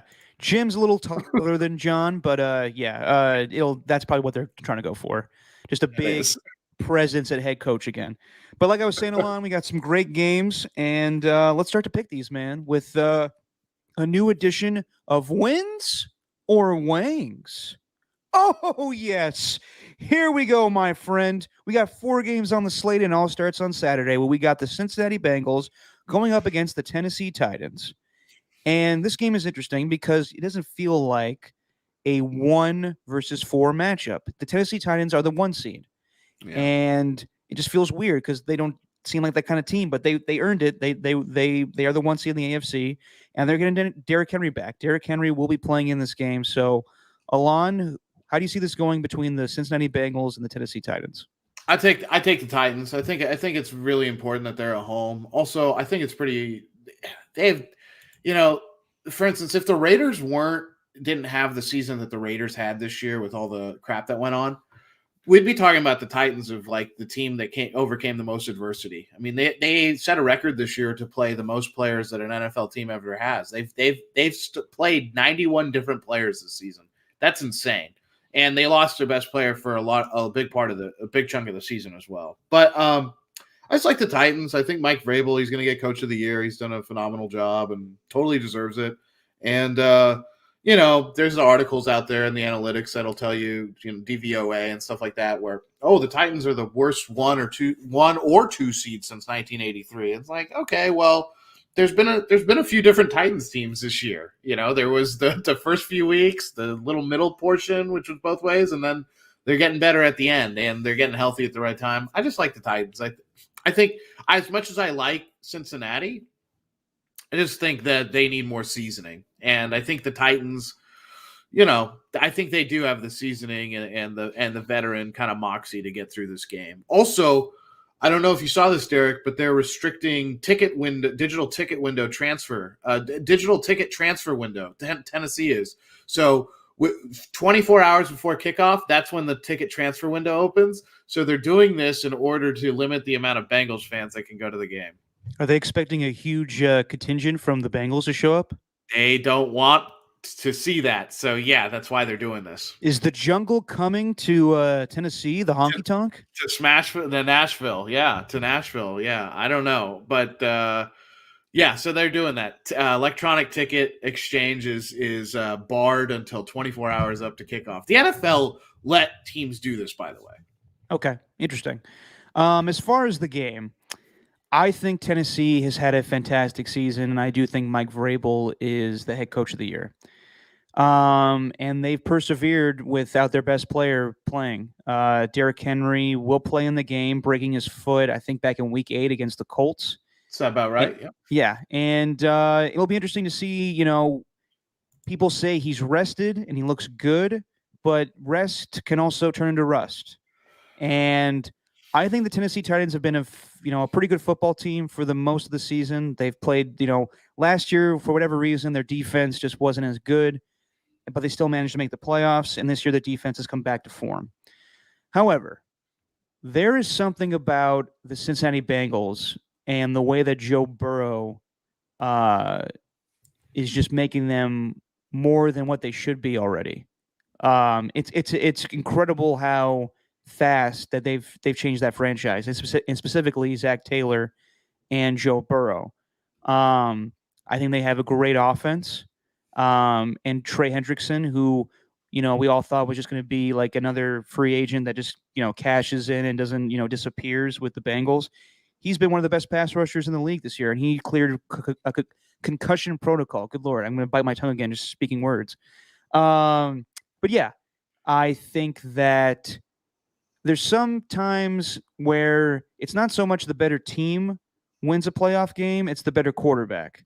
Yeah. And I think while the Tennessee Titans are a really good football team, I just don't really trust that they can rely on Derrick Henry coming back from an injury like this. I think Joe Burrow is the better quarterback. And in a big upset, I don't think it's that big of an upset, but I'm taking the Cincinnati Bengals to beat the Tennessee Titans. Okay, so I'm going the opposite way. I don't think it's that big of an it's a seeding upset, but it's not like it's not like a crazy upset just because of the way the season has played out for the Titans. 100%. And do you know that the Tennessee Titans, each time they've had the number one seed, have been knocked out in the first round or the second round where they played? Yep. And they just don't have success with that seed. What do you think happens with the perception? I know we're spending a little more time on this game, but what do you think happens with the perception of Tannehill if he does beat Joe Burrow? Like, do we need to all give him a little bit more respect? Because I'm not like a big Tannehill guy, but I'm also not like one of his big detractors either. I wouldn't say that, this is make or break for him. I think he's proven. I mean, he got into the one seed without Derrick Henry. So I think he's a good – I think he's a solid quarterback. They may change that, in time. But if he beats Joe Burrow, if he loses to Joe Burrow, I don't think it's that big of a deal. I would still think that Ryan Tannehill should be the quarterback of the Tennessee Titans going forward. But I would also see, as Q suggested, that maybe you draft a quarterback just to prepare for the future. Mm-hmm. But as far as Joe Burrow, man, I was really impressed in the Raider game, and then even afterwards when he was getting interviewed. It's a big deal. It's a big deal that they won that playoff game. It's the first win for the Cincinnati Bengals in the playoffs in 30 years. Yeah. And his demeanor was basically like, cool, I don't care really. I don't care that we won this playoff game. This is not our goal. This guy's he's a different cat, man. There's something about Joe Burrow. I don't think his skill set is as good as Justin Herbert. But there's something about him where he's going to be a winner. And I think these are the first steps he's going to take. So I'm taking the Bengals to beat the Titans. Okay. And the game that we were talking about earlier, Saturday night, Green Bay Packers and San Francisco 49ers in Lambeau Field. Alon, who you taking? Niners season ends on Saturday. And I'm not saying that like I'm happy about it or anything. I like what the Niners have done this season. I think this is the one time finally for Aaron Rodgers where he gets over the hump of San Francisco. And he is playing such good football this year that it almost feels undeniable that it's gonna take a super team to beat him. And the Niners don't have that this year. This isn't the 2019 2020 Niners roster. It's just not. The defensive backfield, I mean, even though we talk about a guy like Ambry, the rookie from Michigan, and the pass rush is going to be fine, but it's just I don't think they have the horses on defense to constantly come in and out of the game and keep up with what the Packers are going to do. Yeah, I mean, here's what I'll say. Nick Bosa has not been cleared yet, but all signs are pointing to him playing. I'm almost assuming he will. There's no way he misses this game. He'll play, and I think the Niners will give the Packers everything they got. But like I said earlier, the Packers need to win this game. it's a lot bigger. It's a lot bigger for the Niners, and I hate it's a lot bigger. Yeah, it's a lot bigger than the Niners. I hate comparing it like that way. Like this team needs it more than that team. It's a playoff game. They both need it to survive. Mhm.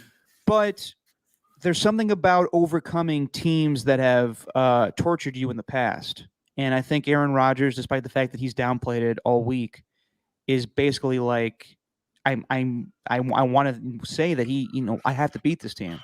This team has caused me so much, drama in the past, from, not taking me number one in the 2005 draft Yeah. to now kicking my ass on a consistent basis in the playoffs.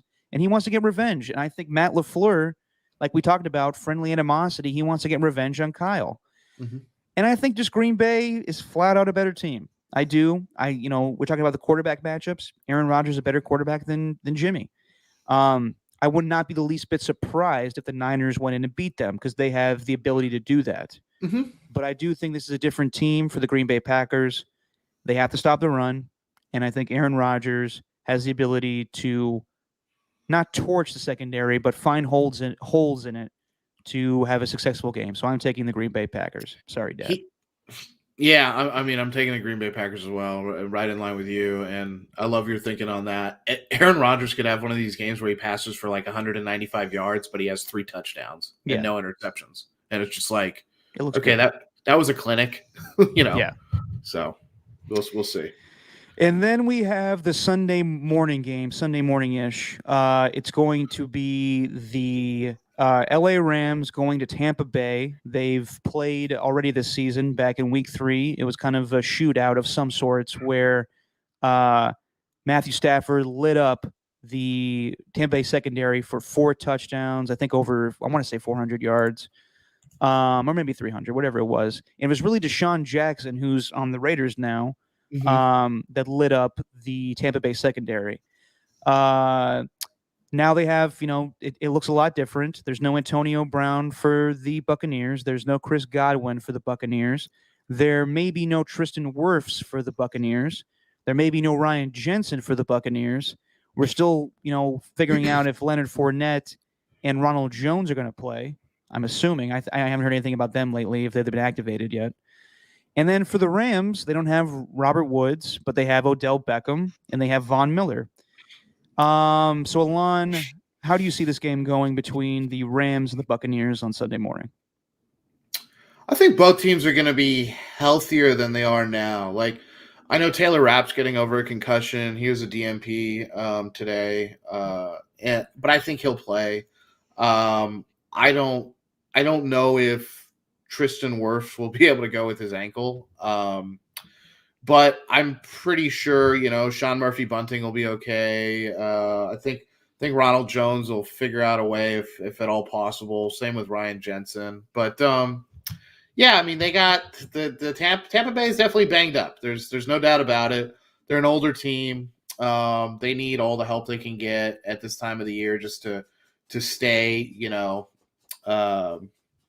ready to go. That being said, I think Tampa is going to win this game. Tampa doesn't lose at home with Tom Brady as their quarterback. They just don't.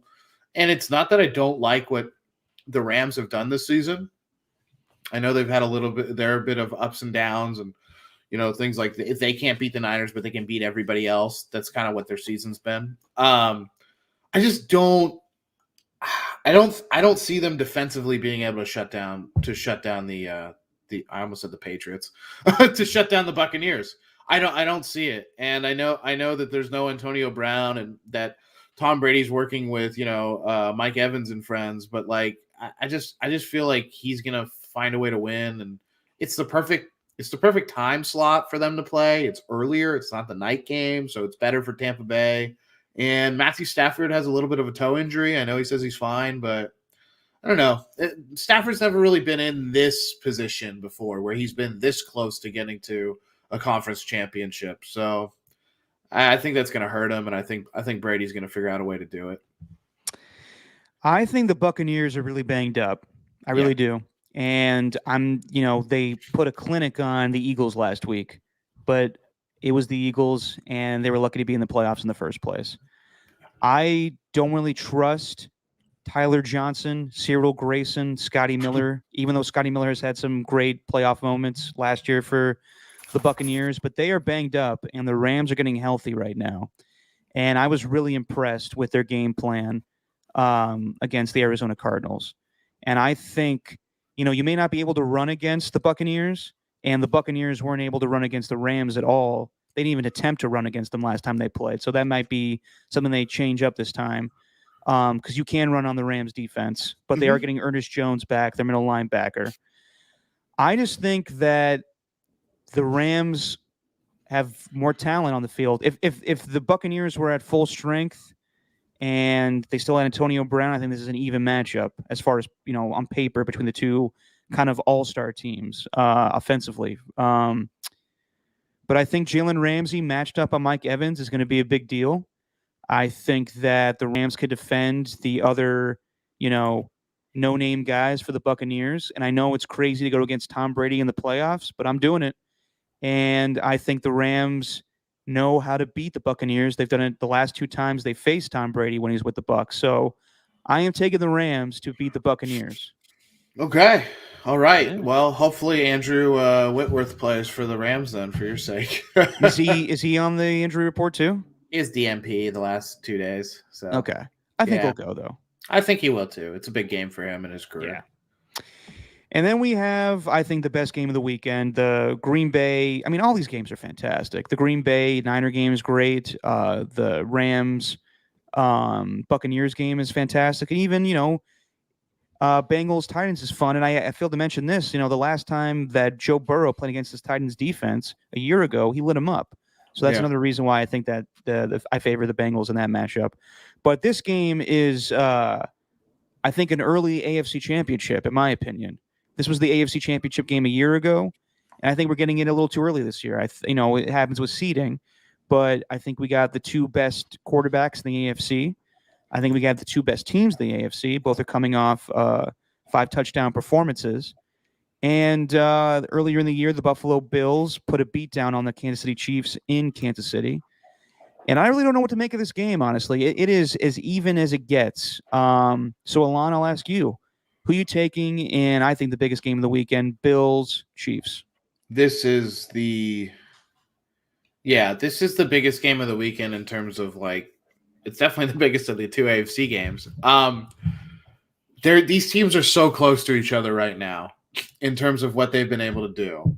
The Chiefs, some people would say, well, you can't really put a whole ton of stock into beating down Pittsburgh again like they did already. And if some people will say, well, their point differential wasn't actually that, if you want to get into that stat, wasn't that good without the 2 Raiders blowouts. And it's like, yeah, just, you know what, throw that out and just use your eyes and watch Patrick Mahomes play football and watch that team watch Kelsey find open areas at will and watch them do that. And it's just like, yeah, it doesn't really matter what their point differential is or what their EPA is and all this crap. They just know how to play football. On the other side, the Bills, Brian Daboll has that offense humming. I don't agree with how aggressive they are all the time. Aggression's probably the wrong term. I don't agree with how much they pass the ball. I mean, they throw it a ton. And to throw it that much when you play in Orchard Park is insane to me. But whatever, they make it work. And in a lot of ways, both these teams are coming off of glorified tune-ups. I hate to say that about the Patriots and with Bill Belichick and everything, but that's really what that game was for the Bills. It was pretty much, take them out behind the shed and just, lay into them. That's what happened. So I don't know. Josh Allen's really good. He's out of all the quarterbacks who aren't Aaron Rodgers, the 2 best right now are Patrick Mahomes and Josh Allen. And I know Brady led the NFL in passing and all this stuff, but in terms of most dangerous, I would say it's the other 2 guys. And I don't know. This game could go to overtime. It could be weird. Most likely will. Yeah, it most likely will. I do give the edge to the Chiefs, though. And I really want to pick the Bills really bad. I think the Bills can do it. I think the Chiefs' defense, though, is going to be the big difference. And their ability to play better defensive football over the past 8 weeks has, in my mind, changed my perception of them a lot. not that I didn't think they were good, but I'm starting to look at them like if they get through the Bills, they'll be able to definitely beat the Titans. I don't think they'll have trouble against the Titans. Cincy could give them trouble just because of the way Cincy plays. But yeah, I'm going to go with the Chiefs. They just have so many weapons on their team, offensively, defensively. They're starting to do the right things. And I don't know if that's a lot to ask of Josh Allen because Brian Dable's going to ask him to do it. That's going to be the recipe. And I don't know if they can win this game passing the ball 50 times during the game. The winner of this game, I believe, goes to the Super Bowl. And this is a tough one. This is one that I'm going back and forth on. But unfortunately, I would love to pick the Bills. I am going to pick the Chiefs. I think just the fact that the Bills beat them down earlier in the season is going to make things flip for the Chiefs. And yeah, I think that it's going to be a shootout game. I think it's going to be a high-scoring affair. Could go to overtime. It's going to be a great game. But in the end, just being home at Arrowhead with all those fans, I think it's going to favor Patrick Mahomes and the Chiefs. So, unfortunately, my dad will not get the dream scenario of having a Bills 49ers Super Bowl. That would be insane. Yeah. But I unfortunately am going to take the Chiefs, and I think they advance to the AFC Championship game. So we could end up with rematch city, pretty much. I mean, we could have Kansas City versus Tampa Bay. I'm hoping not. I want something different. Yeah. No. I mean, I understand. I don't particularly. I'm not fond of seeing Kansas City in the Super Bowl, but yeah, they have a lot. It's going to be hard if the Bills can win this. It's like, damn, they were able to take a huge leap this season, and they can. I mean, it would be. Yeah, they can. It would be impressive for them to slay the AFC Dragon like that. So, I might be rooting for the Bills, but I don't. I don't think they're going to win. Oh, I mean, they very well could, but as far as this segment and picking picks, I'm taking the Chiefs. So we were all the same except for the pivotal game in terms of our picks would be the Rams-Tampa game. And Titans-Bengals. Oh, so hey, that's pretty good. We could tie, but that's pretty good because so often I went mostly with the chalk. I went with the higher seeded teams. You're chalky. Yeah, I'm chalky today. So pasty. Yeah. Anyway, so yeah, I mean, like we talked about it earlier. This is a great best football weekend of the season for sure. 100%. And I say that over and over again, but yes, it is by far, in my opinion, the best football weekend of the year. Maybe even the best weekend in sports. It'll be fun. We'll have a great time watching the games. And Alon, we've had a great time with you, my man. You have filled in for Steven the last few weeks. And obviously, Steven's been dealing with a lot. So I thank you for jumping in at, whenever I need you and just jumping on with me and doing this crazy thing together. So I appreciate it, man. And good news is, everybody, that Steven has told me he is going to come back. So he'll be back next week with me, and we will review everything going on in football and sports and have a good time. But the bad news is, this is Alon's last show for now. Whenever Steven wants to tap out, and God knows he will because he hates doing this, you will come back with open arms. So, sir, I commend you and thank you for doing this with me. Totally appreciate it. Super fun. Love doing it. I mean, I would talk to you, Derek, about sports even if it wasn't on a podcast. You know that. We still will. Yeah, and I still will. But no, super fun. But I'm super happy Steven's coming back because he's gone through a bunch of stuff, and it's awesome. It's good to hear. And by the way, I still don't know how he does this podcast. I know it's only twice a week, but I don't know how that man wakes up at 3 a.m. and then on a Tuesday or Thursday, then does this at 2:30 or 3 p.m. He doesn't know either, and he like I said, he hates it. I'm kidding. Steve has a good time. But Alon, thank you, man. That's a lot of hours, man. It's a lot. I'd be like, tap me out. I'm done talking about sports. Exactly. Well, thanks to you guys, and thanks to everybody listening to the podcast. And Alon, thank you so much, man. I'll give you the honor of saying the thing we always say to end the show. Well, you know what? Everything we just said during the show, that's just our opinion, man. It is. And we'll see you Tuesday. Thanks, everybody.